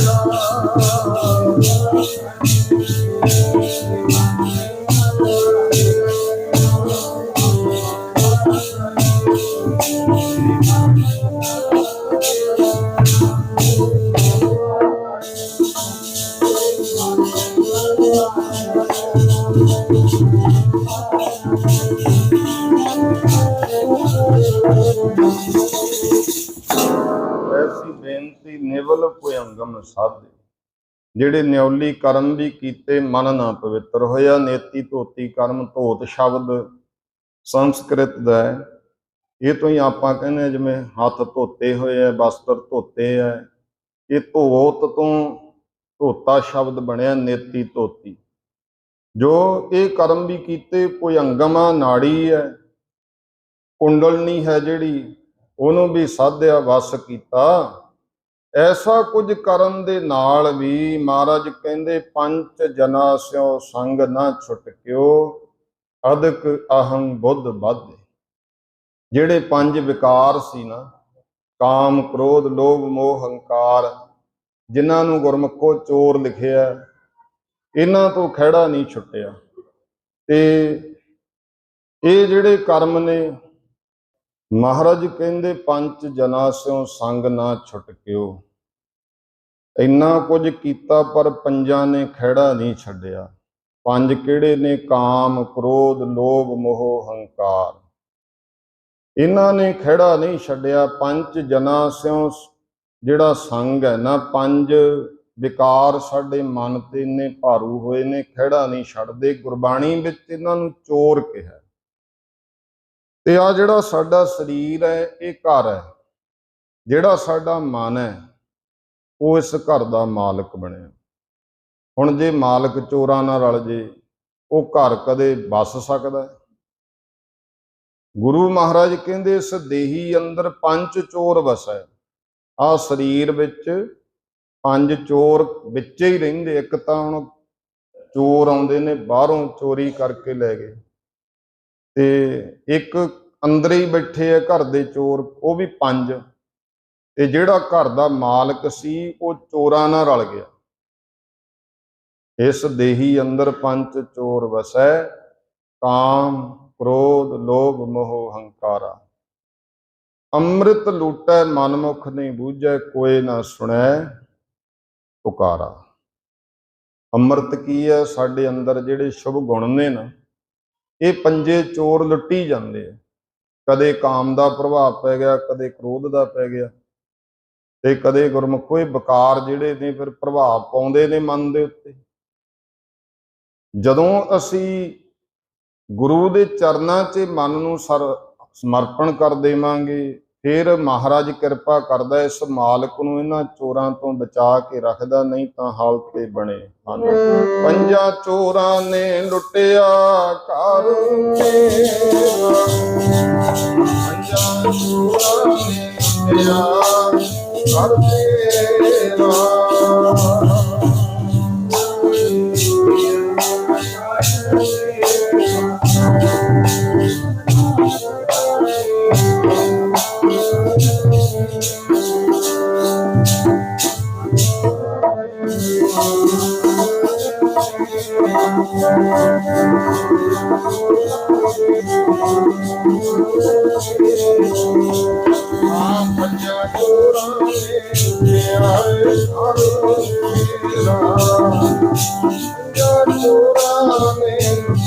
ਘਰ ਮੇਰਾ।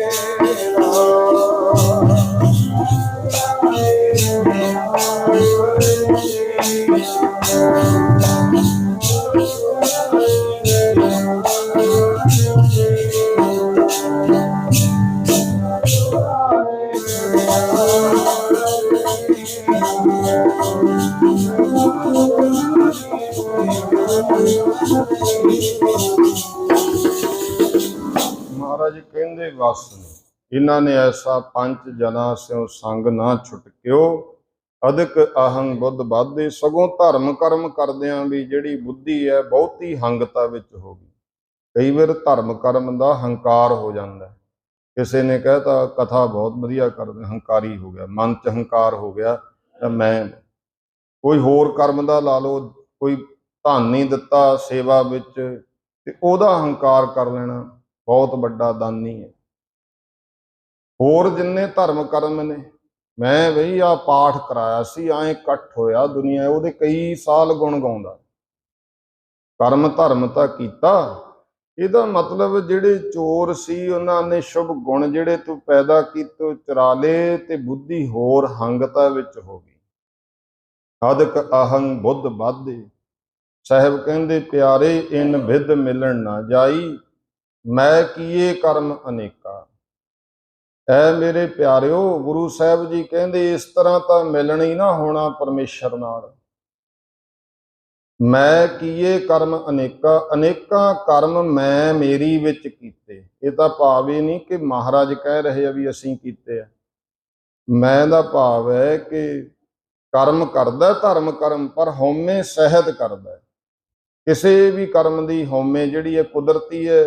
ਇਹ ਫਿਰ ਜੇ ਤਾਂ ਆਪਾਂ ਗੁਰੂ ਸਾਹਿਬ ਦੇ ਚਰਨਾਂ 'ਚ ਬੇਨਤੀ ਕਰਦੇ ਰਹਾਂਗੇ, ਸਿਮਰਨ ਕਰਦੇ ਰਹਾਂਗੇ, ਸਤਸੰਗ, ਫਿਰ ਉਹ ਜਿਹੜੀ ਸੂਖਮ ਹਉਮੈ ਉੱਠਦੀ ਹੈ, ਗੁਰੂ ਸਾਹਿਬ ਉਹਨੂੰ ਕਿਰਪਾ ਕਰਕੇ ਜਗਿਆਸੂ ਆਪਣੇ ਪਿਆਰੇ ਦੇ ਅੰਦਰੋਂ ਬਹੁਤ ਮਹਾਰਾਜ ਕਿਰਪਾ ਦੇ ਨਾਲ ਹੀ ਉਹਨੂੰ ਖਤਮ ਕਰ ਦਿੰਦੇ ਆ। ਜੇ ਉਹ ਜਿਹੜੀ ਹਉਮੈ ਹੈ ਵਿਰਾਟ ਰੂਪ ਹੋ ਜੇ, ਫਿਰ ਉਹਦੇ ਚੋਂ ਪੰਜ ਵਿਕਾਰ ਪੈਦਾ ਹੁੰਦੇ ਨੇ, ਕਿਉਂਕਿ ਪੰਜਾਂ ਵਿਕਾਰਾਂ ਦੀ ਜਿਹੜੀ ਮਾਂ ਹੈ ਉਹ ਹਉਮੈ ਹੈ। ਜਿਹੜੇ ਫਿਰ ਜਿਵੇਂ ਹੰਕਾਰ ਹੈ ਨਾ, ਉਹ ਤਾਂ ਆਪਣੇ ਕਰਮ ਦਾ ਅੱਗੇ ਆਕੜ। ਸਾਹਿਬ ਜੀ ਕਹਿੰਦੇ ਬਹੁਤ ਕਰਮ ਕੀਤੇ ਮਿਲਾਪ ਨਹੀਂ ਹੋਇਆ, ਹਾਰ ਪਰਿਓ ਸੁਆਮੀ ਕੈ ਦੁਆਰੈ ਦੀਜੈ ਬੁੱਧ ਵਿਵੇਕਾ। ਤਾਂ ਫਿਰ ਸਤਿਗੁਰੂ ਅੱਗੇ ਇਹ ਬੇਨਤੀ ਕਰੋ, ਹਾਰ ਕੇ ਹੰਭ ਕੇ ਸਾਰੇ ਪਾਸਿਓਂ ਹੁਣ ਉਸ ਮਾਲਕ ਦੇ ਦਰ ਤੇ ਪੈ ਗਏ। ਸਤਿਗੁਰੂ ਅੱਗੇ ਬੇਨਤੀ ਕਰੀਏ, ਦੀਜੈ बुद्ध विवेका, विवेक बुद्धि बख्शिश कर दिओ, ज्ञान बुद्ध बख्शिश कर दिओ। विवेक जीव और ईश की एकता का जिहड़ा ज्ञान है, इनू विवेक बुद्धि के बिब एक, बिब नाम दो दा एक, जिहड़ी द्वै तो एक होण दी बुद्ध है। अजे अपने अंदर भाव है कि मैं जीव हाँ ते वो ईश्वर है, ये भी अजे इनू भी द्वैत कहा। जदों विवेक बुद्ध हो गई, जिहड़ा ज्ञानवान है ना, ब्रह्म ज्ञानी है, ਉਹਦੇ ਅੰਦਰ ਜੀਵ ਈਸ਼ਵਰ ਦੀ ਭੇਦ ਜਿਹੜੀ ਹੈ ਉਹ ਖਤਮ ਹੋ ਕੇ ਅਭੇਦਤਾ ਹੋ ਜਾਂਦੀ। ਤੇ ਮਹਾਰਾਜ ਨੂੰ ਪੁੱਛਿਆ, ਮਹਾਰਾਜ ਕਿਰਪਾ ਕਰਕੇ ਸਾਨੂੰ ਹੋਰ ਵਿਸਥਾਰ ਨਾਲ ਦੱਸੋ, ਕਿਹੜੇ ਕਿਹੜੇ ਕਰਮ ਐਸੇ ਜਿਹੜੇ ਫਿਰ ਪਰਮੇਸ਼ਰ ਦੇ ਮਿਲਾਪ ਵਿੱਚ ਜਾਂ ਇਸ ਸਮੇਂ ਕੁਰਤੇ ਹਨ ਬੀਜ। ਤਾਂ ਰਹਾਉ ਦੀ ਪੰਕਤੀ ਤੋਂ ਬਾਅਦ ਸਤਿਗੁਰੂ ਜੀ ਨੇ ਕਿਹਾ, ਮੋਨ ਭਇਓ ਕਰ ਪਾਤੀ ਰਹਿਓ, ਨਗਨ ਫਿਰਿਓ ਬਨ ਮਾਹੀ। ਮਹਾਰਾਜ ਕਹਿੰਦੇ ਜਿਵੇਂ ਗੁਰਮੁਖੋ ਗੁਰਸਿੱਖੋ ਭਾਈ ਜਗਿਆਸੂ, ਕੋਈ ਕਹਿੰਦਾ ਮੋਨੀ ਹੋ ਗਿਆ, ਮੋਨ ਚੁੱਪ ਕਰ ਗਿਆ, ਮੋਨ ਭਇਓ। ਮੋਨੀ ਜ਼ੁਬਾਨ ਤੋਂ ਚੁੱਪ ਕੀਤਾ। ਗ੍ਰੰਥਾਂ ਦੇ ਵਿੱਚ 4 ਤਰ੍ਹਾਂ ਦੇ ਮੋਨੀ ਲਿਖੇ ਆ। ਇੱਕ ਤਾਂ ਹੈ ਜਿਵੇਂ ਗੁੰਗ ਮੋਨ ਹੈ, ਗੁੰਗ ਭਾਵ ਕੋਈ ਜਨਮ ਤੋਂ ਗੁੰਗਾ ਹੈ, ਹੁਣ ਉਹ ਬੋਲ ਨਹੀਂ ਸਕਦਾ ਜ਼ਿੰਦਗੀ ਵਿੱਚ, ਇਹ ਵੀ ਮੋਨ ਹੈ, ਕੋਈ ਇਲਾਜ ਨਹੀਂ। ਇੱਕੋ ਇੱਕ ਇਲਾਜ ਹੈ, ਉਹ ਹੈ ਸਤਿਗੁਰੂ ਦਾ। ਦੇਖੋ ਮੈਡੀਕਲ ਸਾਇੰਸ ਤੇ ਕਹਿੰਦੇ ਨਹੀਂ ਹੁਣ ਇਹ ਜਨਮ ਤੋਂ ਗੁੰਗਾ ਹੈ, ਇਹ ਨਹੀਂ ਬੋਲ ਸਕਦਾ। ਗੁੰਗਿਆਂ ਦੇ ਵਾਸਤੇ ਬਹੁਤ ਯਤਨ ਸਮਾਜ ਵਿੱਚ ਕੀਤੇ ਜਾਂਦੇ ਆ, ਸਕੂਲ ਵੀ ਕਾਲਜ ਸਾਰਾ ਕੁਛ ਹੈ, ਤੇ ਬਹੁਤ ਵਿੱਚ ਕਈਆਂ ਤਰੱਕੀ ਵੀ ਕੀਤੀ, ਲੇਕਿਨ ਉਹਦਾ ਗੁੰਗਾਪਣ ਜਿਹੜਾ ਹੈ ਉਹ ਸੰਸਾਰ ਦੇ ਕਿਸੇ ਇਲਾਜ ਨੇ ਠੀਕ ਨਹੀਂ ਕੀਤਾ। ਜਦੋਂ ਆਪਾਂ ਗੁਰੂ ਘਰ ਦਾ ਇਤਿਹਾਸ ਪੜ੍ਹਦੇ ਹਾਂ ਤਾਂ ਇੱਥੇ ਮਹਾਰਾਜ ਕਹਿੰਦੇ, ਦੇਖੋ ਬਾਣੀ ਪੜ੍ਹਦੇ ਹਾਂ 10ਵੇਂ ਪਾਤਸ਼ਾਹ ਜੀ ਦੀ, ਸੁਨੇ ਗੁੰਗ ਜੋ ਜਾਹੇ ਸੋ ਰਸਨਾ ਪਾਵਈ। ਗੁੰਗੇ ਨੂੰ ਵੀ ਰਸਨਾ ਗੁਰੂ ਦੇ ਦਰ ਤੇ ਪ੍ਰਾਪਤ ਹੋ ਜਾਂਦੀ ਹੈ। ਜਿਹੜਾ ਜਨਮ ਗੁੰਗਾ ਹੈ ਇਹ ਪਹਿਲਾ ਮੋਨੀ ਹੈ। ਜਦੋਂ 8ਵੇਂ ਪਾਤਸ਼ਾਹ ਜੀ ਦਿੱਲੀ ਨੂੰ ਚੱਲੇ ਨੇ ਤੇ ਹਰਿਆਣੇ ਦੇ ਵਿੱਚ ਪੈਂਦਾ ਪੰਜੋਖਰਾ ਸਾਹਿਬ ਨਗਰ ਹੈ, ਪੰਜੋਖਰੇ ਨਗਰ ਸਤਿਗੁਰੂ ਸੱਚੇ ਪਾਤਸ਼ਾਹ ਜੀ ਰੁਕੇ। ਹੁਣ 8 ਸਾਲ ਤੋਂ ਕੁਝ ਮਹੀਨੇ ਉੱਪਰ ਉਮਰ ਹੈ ਸਰੀਰਕ ਤੌਰ ਤੇ, ਇਸ ਕਰਕੇ ਮਹਾਰਾਜ ਨੂੰ ਬਾਲਾ ਪ੍ਰੀਤਮ ਵੀ ਕਹਿੰਦੇ। ਉੱਥੇ ਇੱਕ ਪੰਜੋਖਰੇ ਵਿੱਚ ਵਿਦਵਾਨ ਰਹਿੰਦਾ ਸੀ, ਜਿਹਨੂੰ ਆਪਣੀ ਧਰਮ ਵਿਦਿਆ ਦਾ ਮਾਣ ਸੀ। ਮੈਂ ਗ੍ਰੰਥ ਬਹੁਤ ਪੜ੍ਹੇ ਆ, ਮੈਂ ਚੰਗਾ ਕਥਾਵਾਚਕ ਹਾਂ, ਇਸ ਗੱਲ ਦਾ ਉਹਨੂੰ ਹੰਕਾਰ ਸੀ। ਧਰਮ ਗ੍ਰੰਥ ਪੜ੍ਹਨੇ ਮਾੜੇ ਨਹੀਂ, ਪੜ੍ਹਨੇ ਚਾਹੀਦੇ ਆ। ਕੋਈ ਵਿਅਕਤੀ ਨੇ ਪੁੱਛਿਆ ਵੀ ਕੀ ਪੜ੍ਹਨਾ ਚਾਹੀਦਾ, ਕਿਸੇ ਸਿਆਣੇ ਪੁਰਸ਼ ਤੋਂ ਪੁੱਛਿਆ ਕਿ ਕੀ ਪੜ੍ਹਨਾ ਚਾਹੀਦਾ, ਉਹ ਕਹਿੰਦਾ ਪੜ੍ਹਨਾ ਤਾਂ ਇਹ ਆ ਵੀ ਜੇ ਤੁਸੀਂ ਕਿਤੋਂ ਕੁਝ ਮੁੱਲ ਲੈ ਕੇ ਖਾ ਰਹੇ ਹੋ, ਜਿਹੜੇ ਅਖਬਾਰ ਵਿੱਚ ਕੁਝ ਬਲੇਟ ਕੇ ਉਹਨੇ ਤੁਹਾਨੂੰ ਦਿੱਤਾ ਹੈ ਉਹ ਵੀ ਪੜ੍ਹ ਲਓ, ਪੜ੍ਹ ਲਓ, ਪਰ ਕੁਝ ਨਾ ਕੁਝ ਪੜ੍ਹਨਾ ਕੋਈ ਮਾੜੀ ਗੱਲ ਨਹੀਂ। ਲੇਕਿਨ ਅਗਰ ਪੜ੍ਹ ਕੇ ਉਸ ਗੱਲ ਦਾ ਹੰਕਾਰ ਹੋ ਗਿਆ, ਮੈਂ ਵਿਦਵਾਨ ਹਾਂ, ਮੈਂ ਚੰਗਾ ਕਥਾਗਰ ਹਾਂ, ਤਾਂ ਸਾਹਿਬ ਜੀ ਬਾਣੀ ਵਿੱਚ ਕਹਿੰਦੇ, ਪੜ੍ਹਿਆ ਮੂਰਖ ਆਖੀਐ ਜਿਸ ਲੱਭ ਲੋਭ ਹੰਕਾਰਾ। ਵੀ ਜਿਹਦੇ ਅੰਦਰ ਲੱਭ ਲੋਭ ਪੈਦਾ ਹੋ ਗਿਆ, ਲਾਲਚ ਪੈਦਾ ਹੋ ਗਿਆ, ਹੰਕਾਰ ਪੈਦਾ ਹੋ ਗਿਆ, ਉਹ ਫਿਰ ਪੜ੍ਹਿਆ ਵੀ ਮੂਰਖ ਹੈ। ਇੱਥੇ ਗੁਰਮਤ ਜਿਹੜੀ ਹੈ, ਜਦੋਂ ਆਪਾਂ ਸਤਿਗੁਰੂ ਦੇ ਚਰਨਾਂ 'ਚ ਟਿਕਾਂਗੇ, ਗੁਰੂ ਦੀ ਕਿਰਪਾ ਹੋ ਜੇ, ਫਿਰ ਪੜ੍ਹਿਆ ਅਨਪੜ੍ਹਿਆ ਪਰਮਗਤ ਪਾਵੇ। ਚਾਹੇ ਉਹ ਪੜ੍ਹਿਆ ਹੋਇਆ ਚਾਹੇ ਅਨਪੜ੍ਹ ਹੈ, ਗੁਰੂ ਸਾਹਿਬ ਜੀ ਦੇ ਉਪਦੇਸ਼ ਦਾ ਧਾਰਨੀ ਬਣ ਗਿਆ ਤੇ ਉਹਨੂੰ ਪਰਮਗਤੀ ਦੀ ਪ੍ਰਾਪਤੀ ਹੋ ਜਾਂਦੀ ਹੈ, ਕੇਵਲ ਮੋਕਸ਼ ਦੀ ਪ੍ਰਾਪਤੀ ਹੋ ਜਾਂਦੀ ਹੈ, ਵਰਨਾ ਹੰਕਾਰ ਹੋ ਜਾਂਦਾ। ਪੰਡਤ ਲਾਲ ਚੰਦ ਨੂੰ ਹੰਕਾਰ ਸੀ ਇਸ ਗੱਲ ਦਾ, ਤੇ ਉਹ ਜਦੋਂ ਲੰਘਣ ਲੱਗਿਆ ਇਕੱਠ ਵੇਖਿਆ, ਬੇਅੰਤ ਸੰਗਤਾਂ ਨਮਸਕਾਰਾਂ ਕਰ ਰਹੇ ਨੇ, ਮਹਾਰਾਜ ਬੈਠੇ। ਉਹਨੇ ਕਿਸੇ ਗੁਰਸਿੱਖ ਨੂੰ ਪੁੱਛ ਲਿਆ, ਇੰਨਾ ਇਕੱਠ ਕਾਹਦਾ ਹੈ, ਕੌਣ ਆਇਆ ਹੋਇਆ? ਤੇ ਗੁਰਸਿੱਖ ਨੇ ਬਹੁਤ ਸ਼ਰਧਾ ਭਾਵਨਾ ਨਾਲ ਗੁਰੂ ਸਾਹਿਬ ਦਾ ਨਾਮ ਲਿਆ ਵੀ ਧੰਨ ਧੰਨ ਸ੍ਰੀ ਗੁਰੂ ਹਰਕ੍ਰਿਸ਼ਨ ਸਾਹਿਬ ਮਹਾਰਾਜ 8ਵੇਂ ਪਾਤਸ਼ਾਹ ਜੀ ਆਏ ਹੋਏ ਨੇ। ਧੰਨ ਗੁਰੂ ਨਾਨਕ ਦੇਵ ਮਹਾਰਾਜ ਜੀ ਦੀ 8ਵੀਂ ਜੋਤ। ਪੰਡਤ ਲਾਲ ਚੰਦ ਕਹਿੰਦਾ ਕਿੰਨੀ ਉਮਰ ਹੈ? ਉਹ ਸਿੱਖ ਕਹਿੰਦਾ ਜੀ ਉਮਰ 8 ਸਾਲ ਹੈ ਕੁਝ ਮਹੀਨੇ। ਪੰਡਤ ਲਾਲ ਚੰਦ ਥੋੜਾ ਜਿਹਾ ਹਉਮੈ ਭਾਵ ਵਿੱਚ ਆ ਕੇ ਕਹਿੰਦਾ ਵੀ 8 ਸਾਲ ਦੀ ਉਮਰ ਤੇ 9 ਦੇਖੋ ਕਿੱਡਾ ਰਖਵਾ ਲਿਆ। ਕ੍ਰਿਸ਼ਨ ਭਗਵਾਨ ਹੋਏ, ਉਹਨਾਂ ਨੇ ਗੀਤਾ ਉਚਾਰੀ, ਤੇ ਇਹ 8 ਸਾਲ ਦਾ ਬੱਚਾ ਹੈ, ਇਹਨਾਂ ਨੂੰ ਗੀਤਾ ਪੜ੍ਹਨੀ ਨਹੀਂ ਆਉਂਦੀ ਹੋਣੀ। 9 ਉਦੋਂ ਵੀ ਵੱਡਾ ਰਖਵਾ ਲਿਆ ਹਰਕ੍ਰਿਸ਼ਨ। ਸਿੱਖ ਕਹਿਣ ਲੱਗਿਆ ਪੰਡਤ ਜੀ ਇਹ ਗੱਲ ਮੇਰੇ ਗੁਰੂ ਪਾਤਸ਼ਾਹ ਬਾਰੇ ਮੇਰੇ ਕੋਲੇ ਨਾ ਕਹੋ। ਜੇ ਤੁਹਾਡੇ ਮਨ ਵਿੱਚ ਕੋਈ ਸੰਸ਼ਾ ਹੈ ਨਾ ਤਾਂ ਸਤਿਗੁਰੂ ਕੋਲੇ ਜਾ ਕੇ ਆਪਣਾ ਸੰਸ਼ਾ ਨਿਵਰਤ ਕਰ ਲਓ। ਮੈਨੂੰ ਇਹ ਯਕੀਨ ਹੈ ਮੇਰਾ ਸਤਿਗੁਰੂ ਸਮਰੱਥ ਹੈ, ਜਿਹੜਾ ਵੀ ਤੁਹਾਡੇ ਮਨ ਦਾ ਸ਼ੰਕਾ ਹੈ ਉਹ ਸਤਿਗੁਰੂ ਜੀ ਨਿਵਰਤ ਕਰ ਦੇਣਗੇ। ਪੰਡਤ ਲਾਲ ਚੰਦ ਨੂੰ ਗੁਰਸਿੱਖ ਗੁਰੂ ਚਰਨਾਂ 'ਚ ਲੈ ਗਿਆ। ਇਹ ਵੀ ਗੁਰਮੁਖੋ ਦੇ ਕੋਈ ਭਾਗ ਜਾਗੇ ਜਿਹੜਾ ਮਹਾਰਾਜ ਦੇ ਚਰਨਾਂ 'ਚ ਚਲਿਆ ਗਿਆ। ਬਿਨ ਭਾਗਾ ਸਤ ਸੰਗ ਨਾ ਲੱਭੈ, ਬਿਨ ਸੰਗਤ ਮੈਲ ਭਰੀਜੈ ਜੀਓ। ਸੰਗਤ ਤੋਂ ਬਿਨਾਂ ਤਾਂ ਸੰਸਾਰੀ ਗੱਲਾਂ ਇਹ ਮੈਲ ਹੈ, ਤਾਂ ਜਿੱਥੇ ਮਰਜ਼ੀ ਇਕੱਠੀ ਕਰੀ ਚੱਲੋ। ਇਹ ਤਾਂ ਭਾਗਾਂ ਨਾਲ ਕੋਈ ਵੀ ਆਪਾਂ ਗੁਰੂ ਦੇ ਚਰਨਾਂ 'ਚ ਆਉਂਦੇ ਆ ਨਾ, ਉਹ ਇੱਕ ਸਮਝੋ ਆਪਣੇ ਵੱਡੇ ਭਾਗ ਹੈ। ਬਿਨਾਂ ਭਾਗ ਤੋਂ ਸਤਿਗੁਰੂ ਦੇ ਚਰਨਾਂ 'ਚ ਬੈਠਿਆ ਨਹੀਂ ਜਾਂਦਾ। ਗੁਰੂ ਉਪਦੇਸ਼ ਨੂੰ ਅਸੀਂ ਗ੍ਰਹਿਣ ਨਹੀਂ ਕਰ ਸਕਦੇ। ਸੰਸਾਰੀ ਬਾਤਾਂ, ਸੰਸਾਰ ਦੀ ਜਿਹੜੀ ਵਿਚਾਰਧਾਰਾ ਹੈ, ਇਹ ਮਲੀਨਤਾ ਜਿੰਨੀ ਮਰਜ਼ੀ ਜਗਤ ਵਿੱਚ ਇਕੱਠਾ ਕਰ ਲਓ। ਪੰਡਤ ਲਾਲ ਚੰਦ ਮਹਾਰਾਜ ਗੁਰੂ ਹਰਕ੍ਰਿਸ਼ਨ ਜੀ ਦੇ ਕੋਲ ਜਾ ਕੇ ਬੈਠ ਗਿਆ ਤੇ ਮਹਾਰਾਜ ਨੇ ਸਤਿਕਾਰ ਨਾਲ ਬਿਠਾਇਆ, ਦੱਸਤਾ ਸਾਰੀ ਗੱਲ। ਉਹ ਸਿੱਖ ਨੇ ਜੀ ਇੱਥੇ ਇਹ ਪੰਡਤ ਲਾਲ ਚੰਦ ਹੈ, ਇਹ ਮਹਾਰਾਜ ਸ਼ੰਕਾ ਕਰਦਾ ਹੈ। ਮਹਾਰਾਜ ਕਹਿੰਦੇ ਪੰਡਤ ਜੀ ਕਾਹਦਾ ਸ਼ੰਕਾ ਹੋ ਗਿਆ ਤੁਹਾਨੂੰ? ਤੁਸੀਂ ਤੇ ਵਿਦਵਾਨ ਹੋ, ਧਰਮ ਗ੍ਰੰਥ ਪੜ੍ਹਦੇ ਹੋ, ਕਥਾ ਕਰਦੇ ਹੋ, ਤੁਹਾਨੂੰ ਕਾਹਦਾ ਸ਼ੰਕਾ ਹੋ ਗਿਆ? ਤਾਂ ਸਾਫ਼ ਦੱਸਤਾ। ਕਹਿੰਦਾ ਜੀ ਗੱਲ ਇਹ ਹੈ, ਸ਼ੰਕਾ ਮੈਂ ਕੀਤਾ ਕਿ ਤੁਹਾਡੀ ਉਮਰ ਜਿਹੜੀ ਹੈ ਛੋਟੀ ਹੈ। ਕ੍ਰਿਸ਼ਨ ਭਗਵਾਨ ਜੀ ਨੇ ਤੇ ਗੀਤਾ ਉਚਾਰੀ ਸੀ, ਤੁਹਾਨੂੰ ਪੜ੍ਹਨੀ ਵੀ ਨਹੀਂ ਆਉਂਦੀ। ਹੁਣ ਇਹ ਮੈਂ ਸ਼ੰਕਾ ਕੀਤਾ ਤੇ 9 ਤੁਸੀਂ ਵੱਡਾ ਰਖਾ ਲਿਆ ਹਰਕ੍ਰਿਸ਼ਨ। ਗੁਰੂ ਮਹਾਰਾਜ ਗੁਰੂ ਕਲਗੀਧਰ ਪਾਤਸ਼ਾਹ ਮਹਾਰਾਜ ਜੀ ਦੇਖੋ ਜਦੋਂ ਅਰਦਾਸ ਕਰਦੇ ਆ, ਗੁਰੂ ਹਰਕ੍ਰਿਸ਼ਨ ਜੀ ਦੀ ਸਮਰੱਥਾ।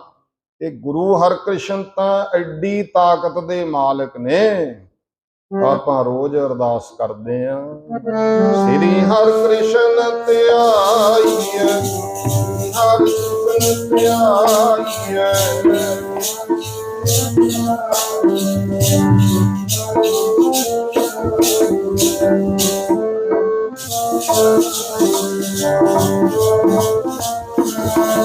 ਜਦ ਦੇਖੇ ਸਭ ਜਾਣੇ, ਸ੍ਰੀ ਹਰਿਕ੍ਰਿਸ਼ਨ ਧਿਆਈਐ, ਸ੍ਰੀ ਹਰਿਕ੍ਰਿਸ਼ਨ ਧਿਆਈਐ।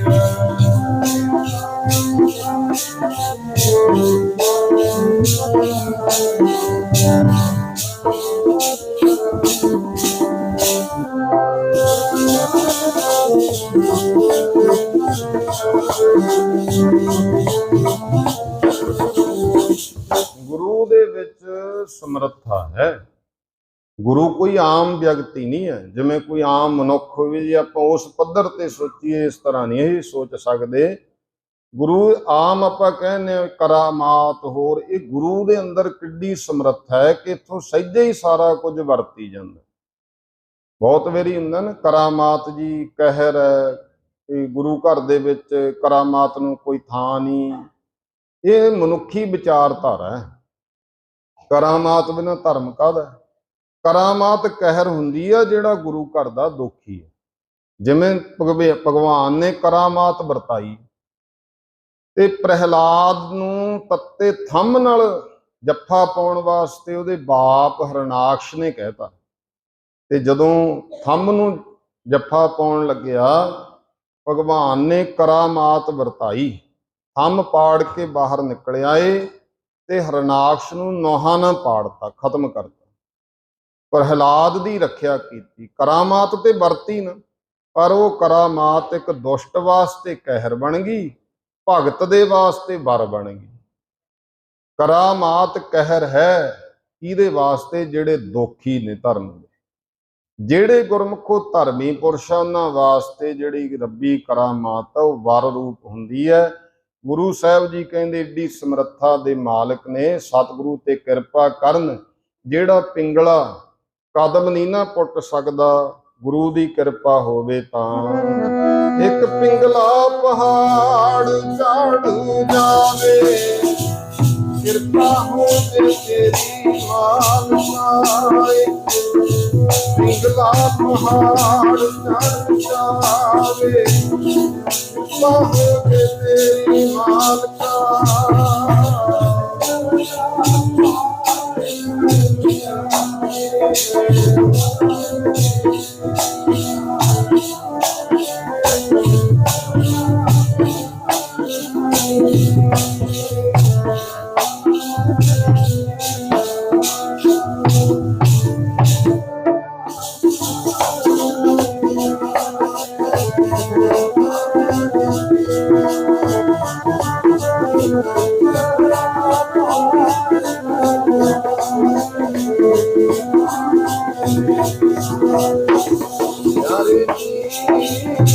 ਕਿਰਪਾ ਹੋਵੇ ਤੇਰੀ ਮਾਲਕਾ, ਕਿਰਪਾ ਹੋਵੇ ਤੇਰੀ ਮਾਲਕਾ।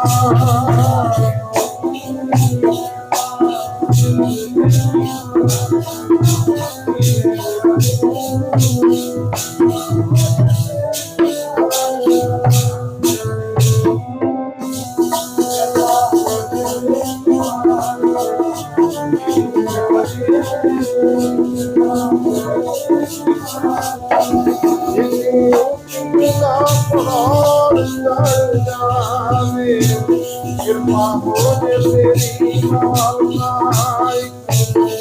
ਪਿੰਗਲਾ ਪਹਾੜ ਚੜ੍ਹ ਜਾਵੇ, ਕਿਰਪਾ ਹੋਵੇ ਤੇਰੀ ਮਾਲਕਾ।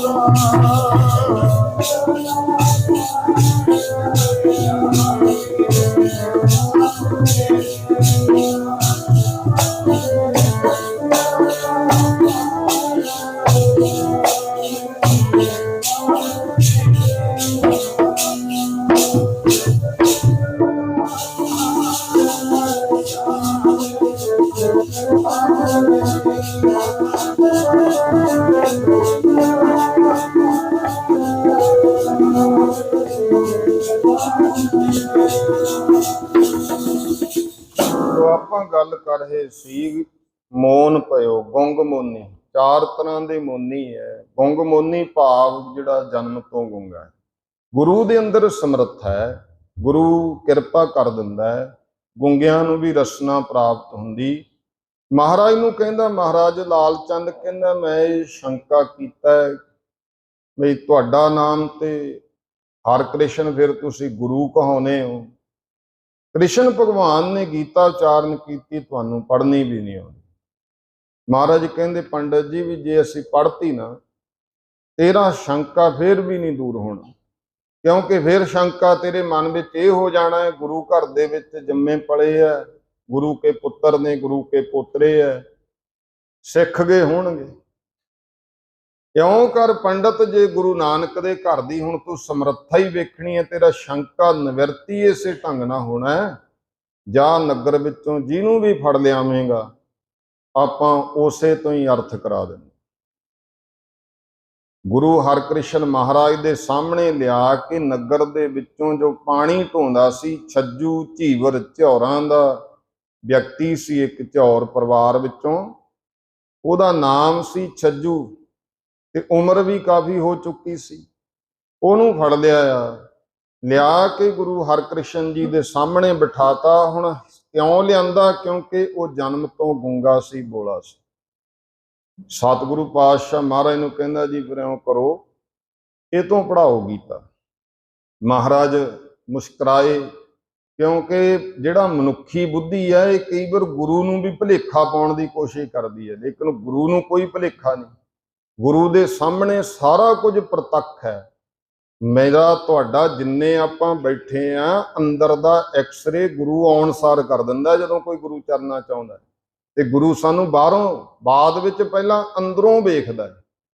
कि अंदरों ਇਹਦੇ ਕੀ ਕੁਛ ਚੱਲ ਰਿਹਾ, ਕਿਹੜੀਆਂ ਕਲਪਨਾਵਾਂ ਚੱਲ ਰਹੀਆਂ, ਕੀ ਇੱਛਾਵਾਂ ਕਾਮਨਾ ਨੇ, ਕੀ ਵਿਕਾਰ ਨੇ, ਕੀ ਕੁਝ ਹੈ।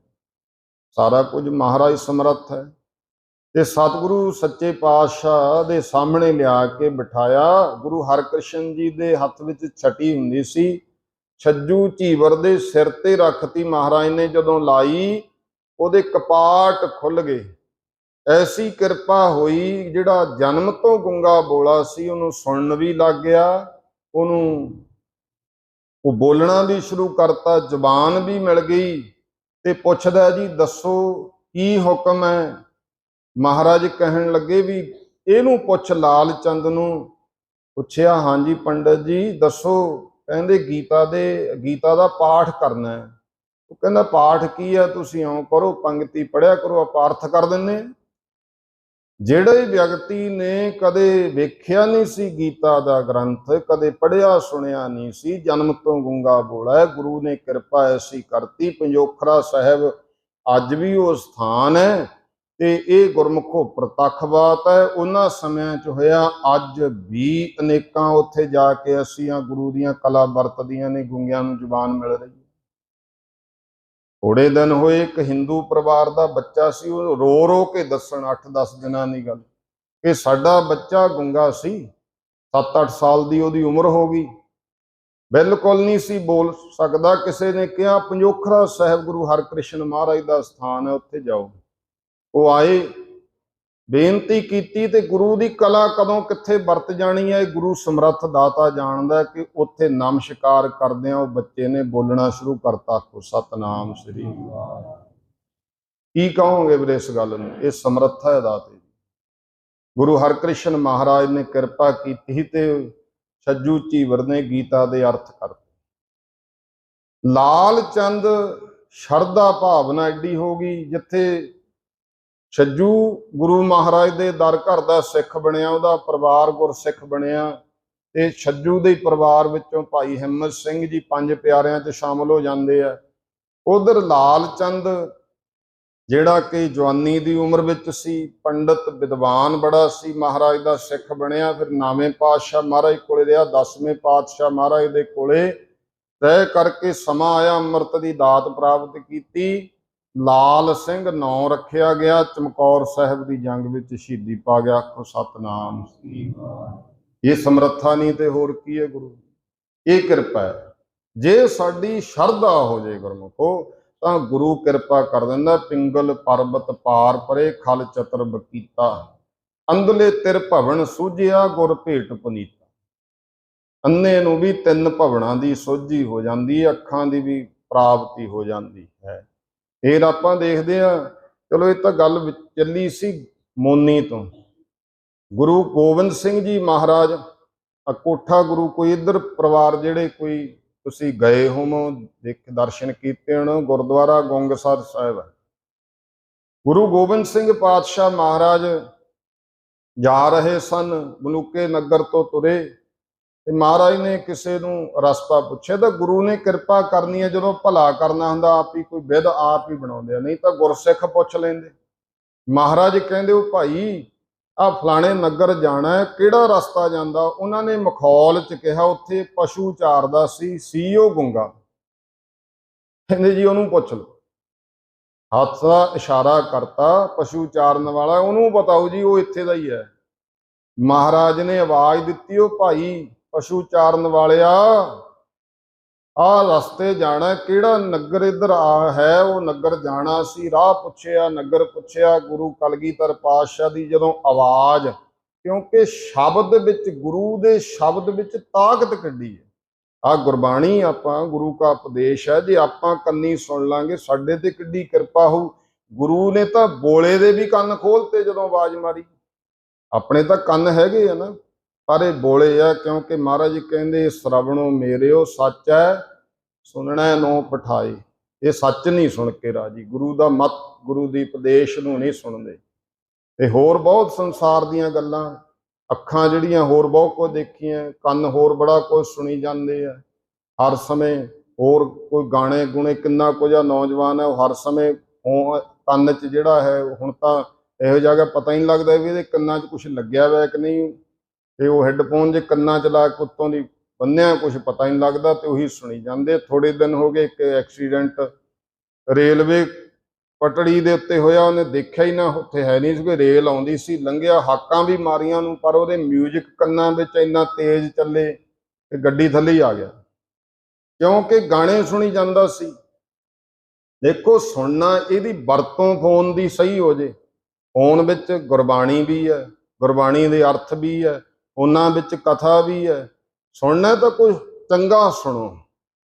ਜਦੋਂ ਅਸੀਂ ਮੈਲਾ ਸੁਣਾਂਗੇ, ਫਿਰ ਮੈਲ ਸਾਡੇ ਅੰਦਰ ਪੈਦਾ ਹੁੰਦੀ ਹੈ, ਅਸੀਂ ਫਿਰ ਅੱਗੇ ਵੀ ਮੈਲ ਸੁਣਾਉਂਦੇ ਹਾਂ। ਅੱਗੇ ਖੇਤੀਬਾੜੀ ਕਰਦੇ ਸੀ ਬਜ਼ੁਰਗ, ਤੇ ਖੇਤ ਦੇ ਵਿੱਚ ਰੱਬ ਦਾ ਨਾਮ ਲੈਣਾ, ਸਾਰਾ ਰਾਹੀ ਪਾਂਧੀ ਗਰੀਬ ਗੁਰਬੇ ਚਿੜੀ ਜਨੌਰ ਦਾ ਸਭ ਦਾ ਨਾਮ ਲੈ ਕੇ ਦਾਣੇ ਬੀਜਣੇ ਵੀ ਸਭ ਨੂੰ ਮਿਲਣ।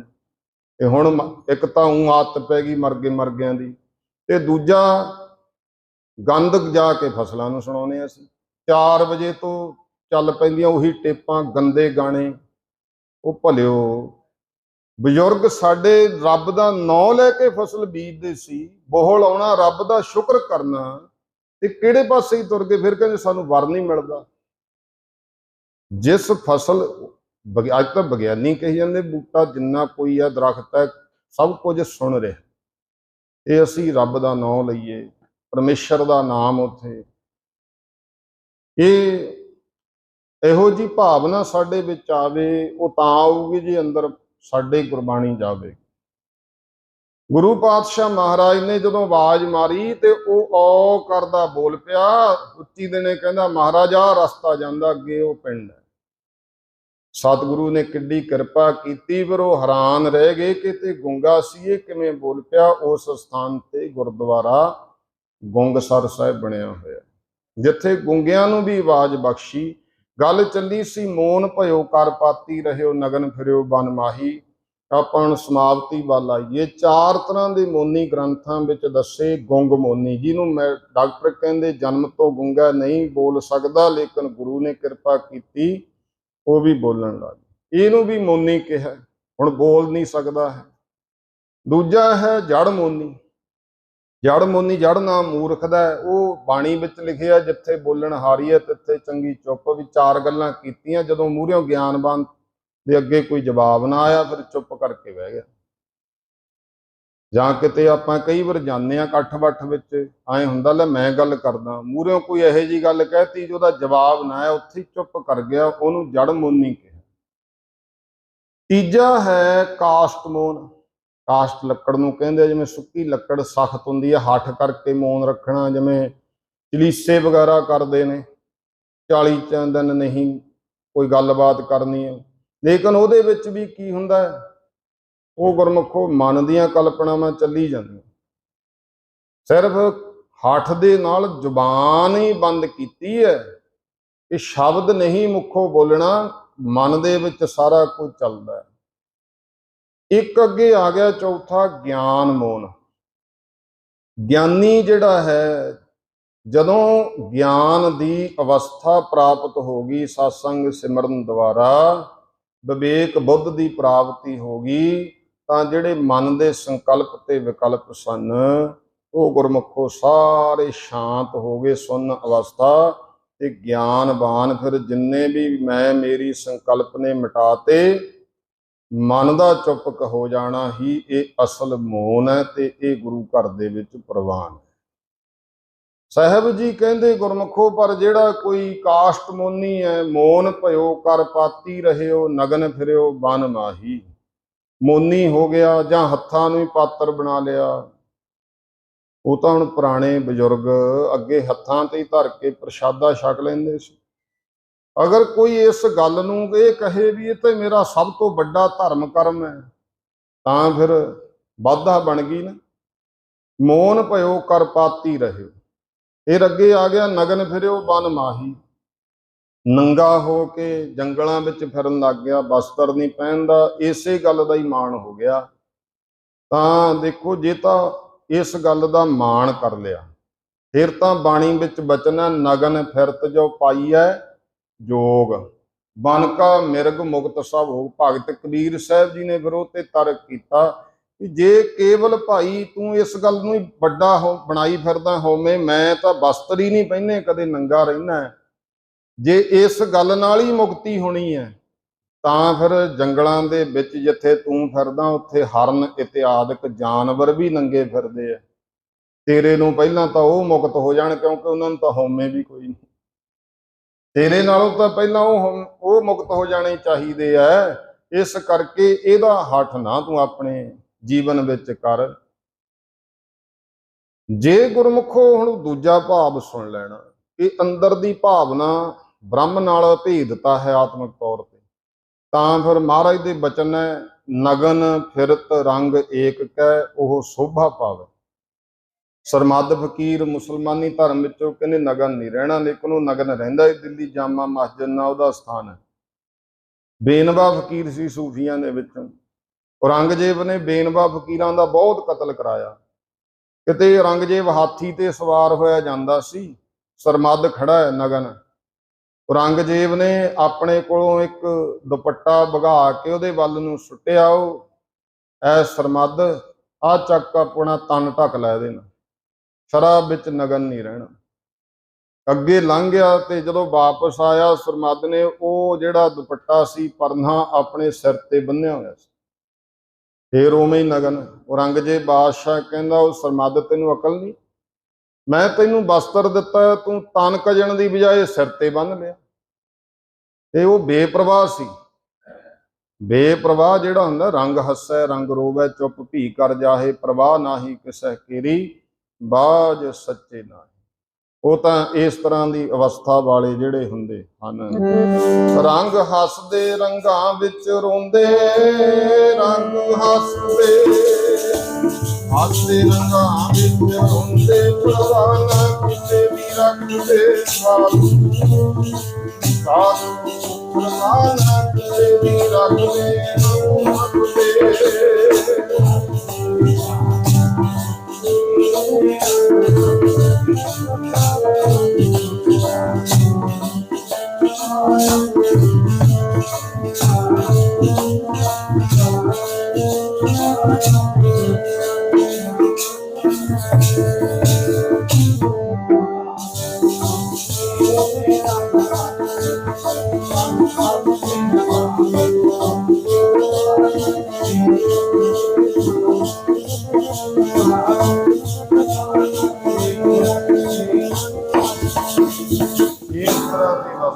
ਮਾਲਕ ਸੀ।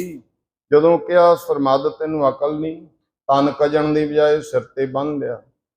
ਸਰਮੱਧ ਬੇਪਰਵਾਹੀ ਵਿੱਚ ਕਹਿੰਦਾ ਔਰੰਗਜ਼ੇਬ ਬਾਦਸ਼ਾਹ ਬਣਿਆ, ਤੈਨੂੰ ਅਕਲ ਨਹੀਂ ਹੈ, ਤੈਨੂੰ ਅਕਲ ਨਹੀਂ ਹੈ।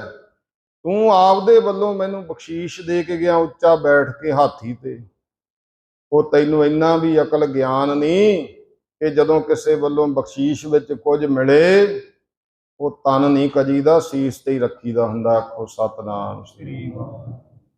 ਸਤਿਕਾਰ ਕਰਨਾ, ਜਿਵੇਂ ਗੁਰਮੁਖੋ ਗੁਰੂ ਮਹਾਰਾਜ ਦੇ ਦਰ ਤੋਂ ਆਪਾਂ ਨੂੰ ਸਿਰੋਂ ਪਾਓ ਪ੍ਰਾਪਤ ਹੁੰਦਾ ਹੈ ਨਾ। ਸਿਰੋਂ ਪਾਓ ਦਾ ਕੋਈ ਸਰੋਪਾ ਸ਼ਬਦ ਬਣ ਗਿਆ, ਸਿਰੋਂ ਪਾ ਤੋਂ ਸਿਰੋਂ ਪਾ, ਸਿਰ ਤੋਂ ਲੈ ਕੇ ਪੈਰਾਂ ਤੱਕ ਪੱਤ ਕੱਜ ਦੇਣੀ, ਇਹਨੂੰ ਕਿਹਾ ਸਰੋਪਾ। ਇਹ ਗੁਰੂ ਦੀ ਬਖਸ਼ਿਸ਼ ਹੈ। ਕਈ ਵਾਰ ਆਪਾਂ ਜਾਣੇ ਅਣਜਾਣੇ ਪ੍ਰਬੰਧਕ ਜਿਹੜੇ ਨੇ ਉਹ ਸ਼ਬਦ ਵਰਤ ਦਿੰਦੇ ਆ ਵੀ ਆਹ ਜੀ ਫਲਾਣਾ ਵਿਅਕਤੀ, ਇਹਨੂੰ ਸਰੋਪਾ ਭੇਟ ਕੀਤਾ ਜਾਵੇਗਾ। ਭੇਟ ਸ਼ਬਦ ਨਹੀਂ ਵਰਤਣਾ, ਇਹ ਕਹਿਣਾ ਹੈ ਕਿ ਇਹਨੂੰ ਗੁਰੂ ਘਰ ਵੱਲੋਂ ਸਰੋਪੇ ਦੀ ਬਖਸ਼ਿਸ਼ ਹੋਵੇਗੀ। ਭੇਟ ਜਿਹੜੀ ਆ ਉਹ ਨੀਵਾਂ ਉੱਚੇ ਅੱਗੇ ਰੱਖਦਾ। ਜਿਵੇਂ ਆਪਾਂ ਤੁਸੀਂ ਹੋਰ ਸਾਰੇ ਆਉਨੇ ਹੋ ਆਰ ਮਹਾਰਾਜ ਦੇ ਚਰਨਾਂ ਚ ਆ ਕੇ ਭੇਟਾ ਰੱਖੀਏ ਨਾ, 10 20 50 ਜੋ ਕਿਸੇ ਦੀ ਭਾਵਨਾ ਭੇਟਾ ਹੈ, ਇਹ ਗੁਰੂ ਅੱਗੇ ਭੇਟ ਕੀਤਾ ਹੈ। ਅਸੀਂ ਭੇਟਾ ਰੱਖ ਸਕਦੇ ਹਾਂ ਤੇ ਸਤਿਗੁਰੂ ਕਿਰਪਾ ਕਰਦਾ ਸਾਡੇ ਤੇ, ਬਖਸ਼ਿਸ਼ ਕਰਕੇ ਸਾਡੀ ਸਿਰ ਤੋਂ ਲੈ ਕੇ ਪੈਰਾਂ ਤੱਕ ਪੱਤ ਕੱਜਦਾ ਹੈ।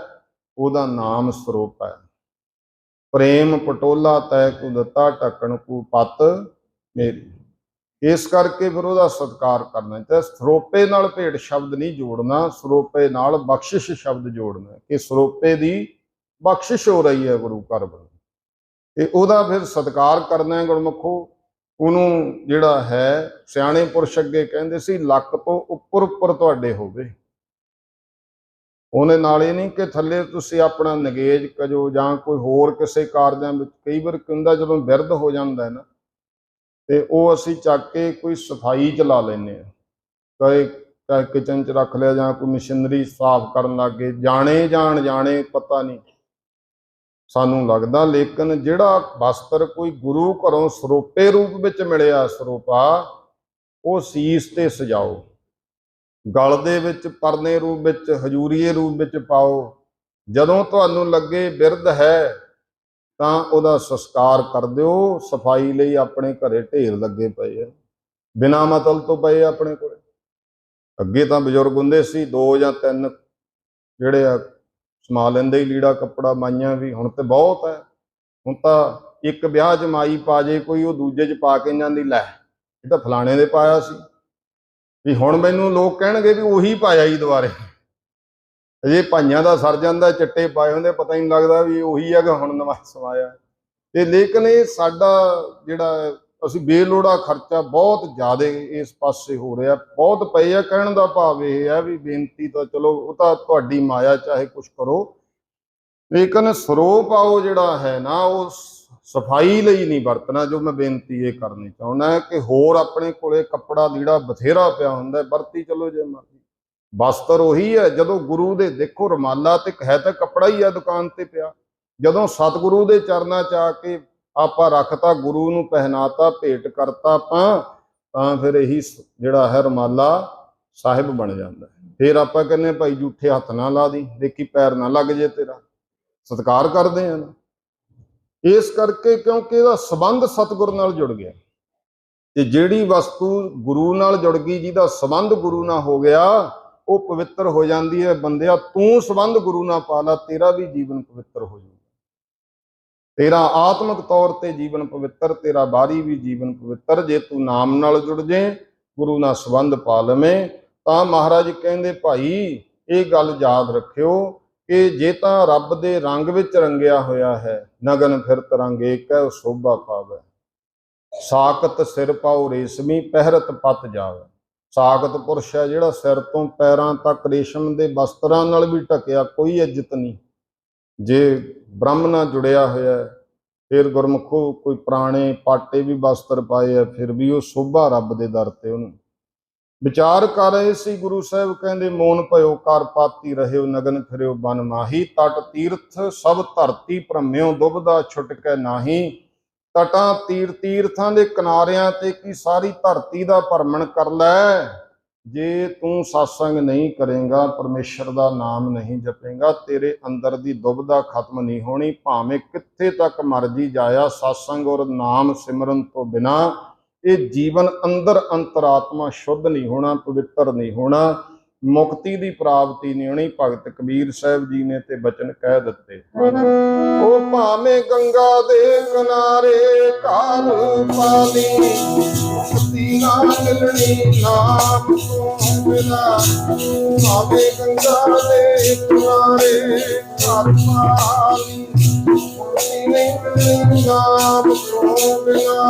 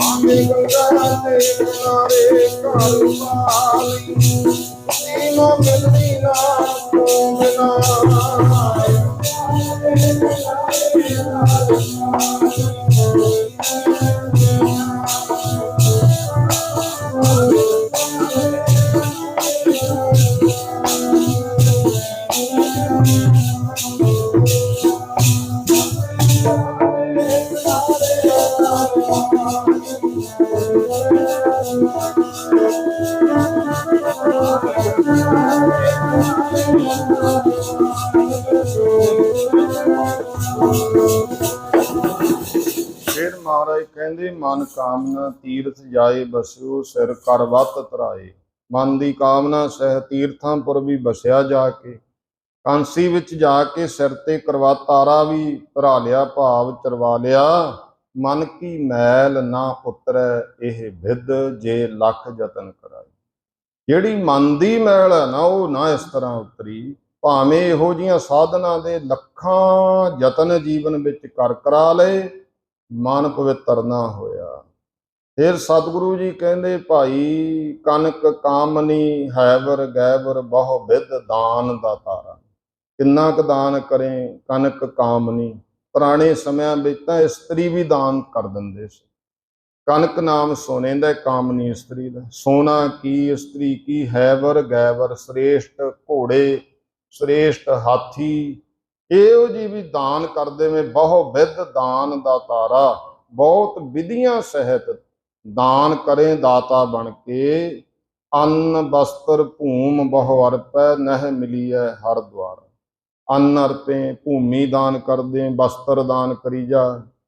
ਪਰ ਯਾਦ ਰੱਖੀ ਸਤਸੰਗ ਤੇ ਸਿਮਰਨ ਬਿਨਾ ਰੱਬ ਦਾ ਦਰ ਨਹੀਂ ਮਿਲਣਾ। ਦੁਨੀਆ 'ਚ 4 ਦਿਨ ਸੋਭਾ ਜ਼ਰੂਰ ਹੋਊ, 4 ਪੁੰਨ ਬਣ ਜਾਣਗੇ, ਸਵਰਗ ਦਾ ਦਰਵਾਸੀ ਬਣ ਜਾਏਗਾ। ਜਿੱਦੇ ਪੁੰਨਾਂ ਦਾ ਕੰਮ ਖਤਮ ਹੋ ਗਿਆ ਫਿਰ ਜਨਮ ਲੈਣਾ ਪਊ। ਲੇਕਿਨ ਜਿਹੜੀ ਅਭੇਦਤਾ ਹੈ, ਕੇਵਲ ਮੋਕਸ਼ ਹੈ, ਉਹ ਤਾਂ ਪਰਮੇਸ਼ਰ ਦੇ ਸਿਮਰਨ ਵਿੱਚ ਹੈ। ਅੱਗੇ ਮਹਾਰਾਜ ਕਹਿੰਦੇ ਪੂਜਾ ਅਰਚਾ ਬੰਦਨ ਡੰਡੋਤ ਖਟ ਕਰਮਾ ਰਤ ਰਹਿਤਾ। ਪੂਜਾ ਕਰਦਾ ਮੂਰਤੀ, ਚੰਦਨ ਛਿੜਕ ਛਿੜਕ ਕੇ ਬੰਦਨਾ ਨਮਸਕਾਰਾਂ ਕਰਦਾ, ਦੰਡਵਤ ਕਰਦਾ, ਬਹੁਤ ਕੁਝ। 6 ਕਰਮ ਬੜੇ ਪ੍ਰੀਤ ਰੀਤੀ ਰਤ ਗ੍ਰਹਿਤਾ। ਰੀਤ ਪ੍ਰੀਤ ਦੇ ਨਾਲ ਕਰਦਾ। ਹਉ ਹਉ ਕਰਤ ਬੰਧਨ ਮਹਿ ਭਰਿਆ ਨਹਿ ਮਿਲੀਐ ਇਹ ਜੁਗਤਾ। ਪਰ ਹਉਮੈ ਪੈਦਾ ਹੋ ਗਈ। ਮੈਂ ਤਾਂ ਇੰਨੇ ਵਜੇ ਉੱਠ ਕੇ ਆਉਣਾ ਮਹਾਰਾਜ, ਮੈਂ ਹਉਮੈ ਹੀ ਕਰ ਗਿਆ, ਤਾਂ ਇੰਨੀ ਬਾਣੀ ਪੜ੍ਹਦਾ, ਐਂ ਕਰਦਾ। ਮਹਾਰਾਜ ਕਹਿੰਦੇ ਸਾਰੇ ਕਰਮ ਤਾਂ ਕੀਤੇ ਤੂੰ, ਪਰ ਜਿਹੜੀ ਹਉਮੈ ਕੀਤੀ ਨਾ ਉਹਨੇ ਕੰਮ ਖਰਾਬ ਕਰਤਾ। ਹਉ ਹਉ ਕਰਤ, ਮੈਂ ਕਰੀ ਗਿਆ, ਮੈਂ ਕਰਦਾ ਮੈਂ ਕੀਤਾ। ਬੰਧਨ ਮਹਿ ਭਰਿਆ, ਤਾਂ ਇਹ ਫਿਰ ਬੰਧਨਾਂ 'ਚ ਪੈ ਗਿਆ। ਨਹਿ ਮਿਲੀ ਹੈ ਇਹ ਜੁਗਤਾ। ਇਹ ਜੁਗਤੀਆਂ ਨਾਲ ਵੀ ਨਹੀਂ ਮਿਲ ਹੋਣਾ ਪਰਮੇਸ਼ਰ।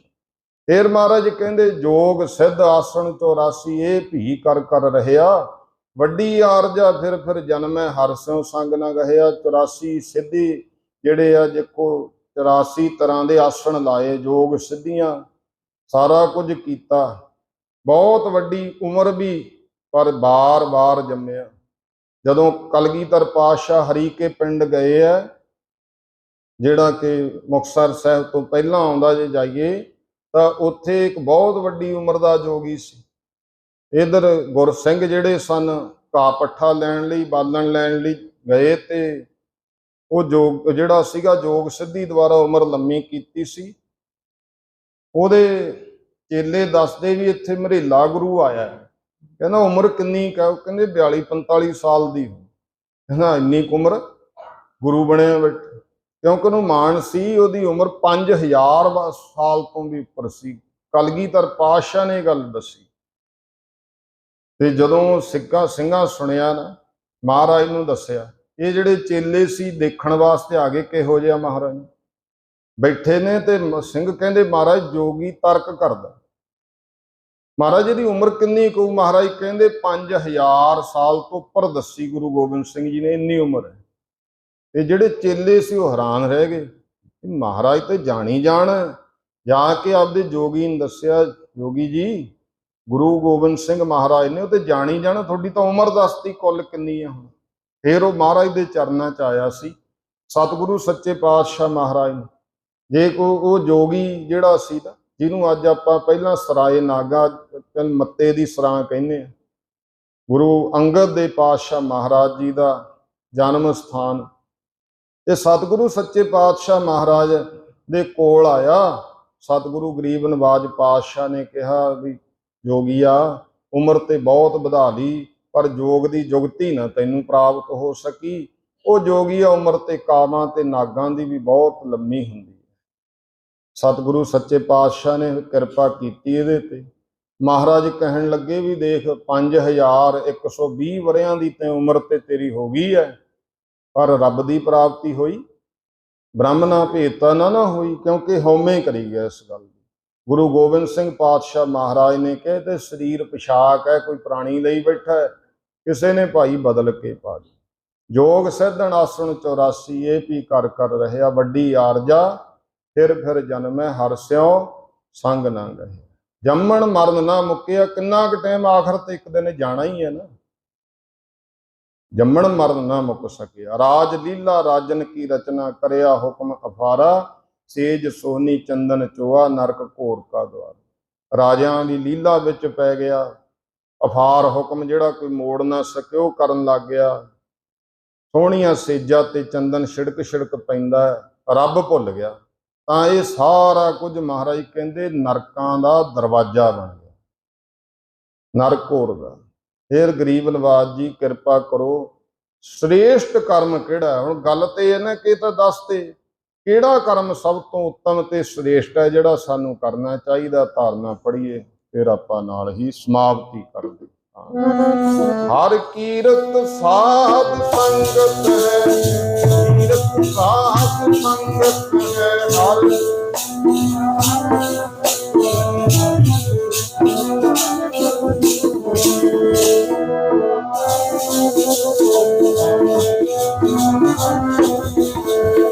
ਨਿਰਕਰਨ ਕੇ ਕਰਨਾ, ਹਰ ਕੀਰਤ ਸਾਧ, ਹਰ ਕੀਰਤ ਸਾਧ ਸੰਗਤ ਹੈ।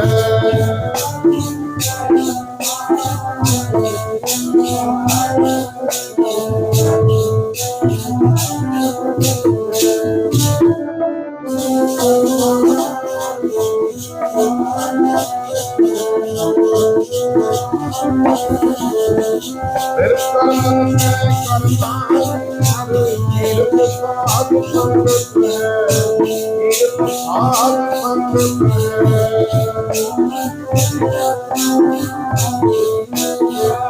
ਸੰਗਤ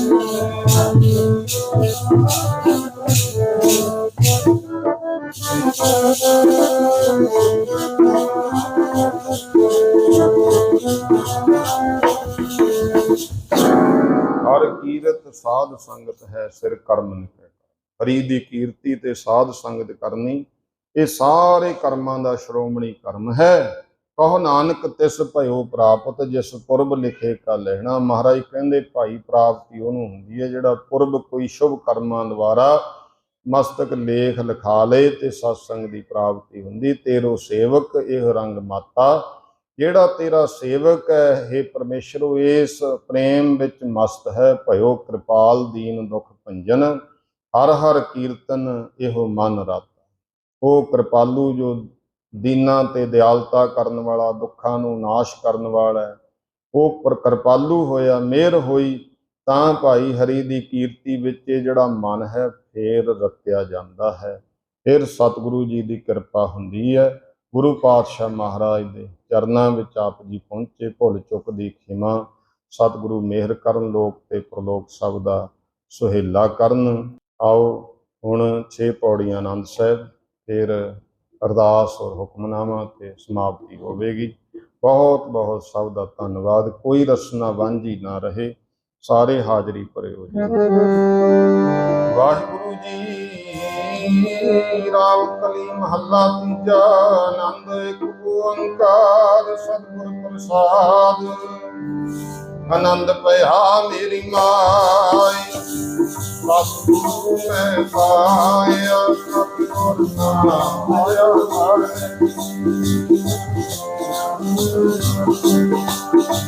ਰਾਗ ਰਤਨ ਪਰਵਾਰ ਪਰੀਆ ਸ਼ਬਦ ਗਾਵਣ ਆਈ ਸ਼ਬਦ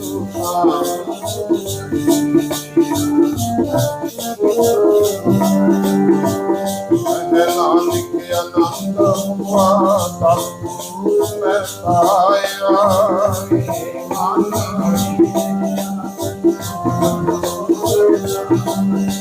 ਨਾਮ ਰਸੋ ਮਨ ਮੇਰੇ ਸਬਦ ਸਾਰਣਾ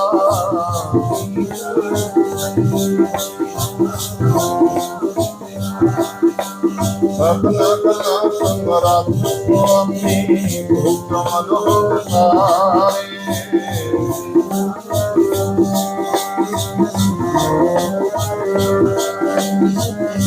ਸਾਥੇ ਸਾਹਿਬਾ ਗਿਆਨਾ ਹੀ ਕਰਤੇ ਹੈ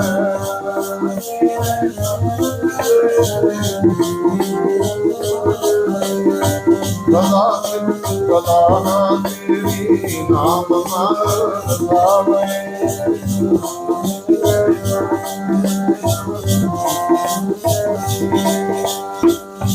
ਨਾਨਕ ਸੱਚੇ ਸਾਧਿਆ ਨਾਮੀ ਕਰਤੇ ਰਹਿ ਸਦਾ ਨਾਮ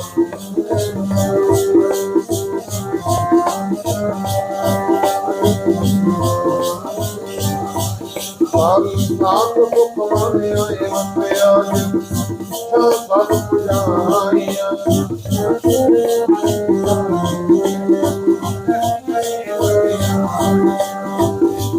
ਨਾਨਕ ਸੁਨੋ ਸੰਤੋ ਸਭ ਕਰੋ ਪਿਆਰੋ ਮਤਾ ਨਾਮ ਧਿਆਇ ਉਤਾਰੋ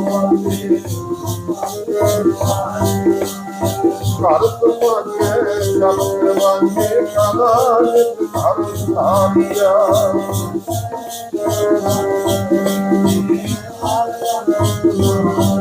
ਹੋਰ ਕਰਮ ਪਾਇਆ ਖੁਦ ਜਿਨ ਕੋ ਤੇ ਨਾਮ ਹਰਿ ਕੇ ਲਾਗੀ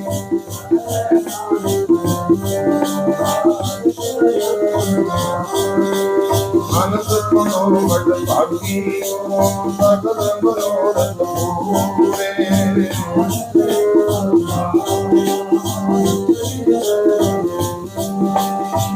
ਕਰੋ ਸੰਤਾਪ ਕਰੇ ਤੁਮੀ ਸੱਚੀ ਬਾਣੀ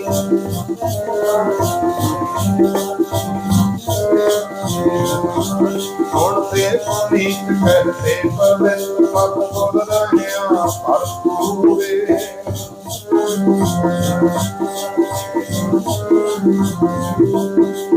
ਆਪਨ ਗੁਰੂ ਬਾਣੀ ਪਿਤਾ ਮਾਤਾ ਧਰਮ ਹੱਥ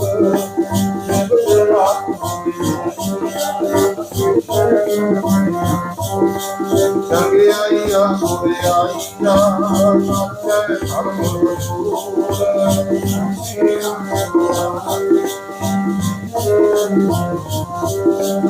ਜਿਨੇ ਨਾਮ ਤੇ ਆਇਆ ਗਏ ਮੁਸਬਤ ਭਾਗ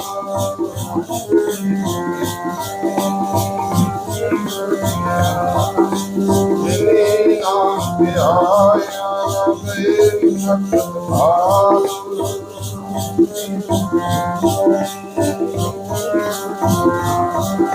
ਵਾਹਿਗੁਰੂ ਜੀ ਕਾ ਖਾਲਸਾ ਵਾਹਿਗੁਰੂ ਜੀ ਕੀ ਫਤਿਹ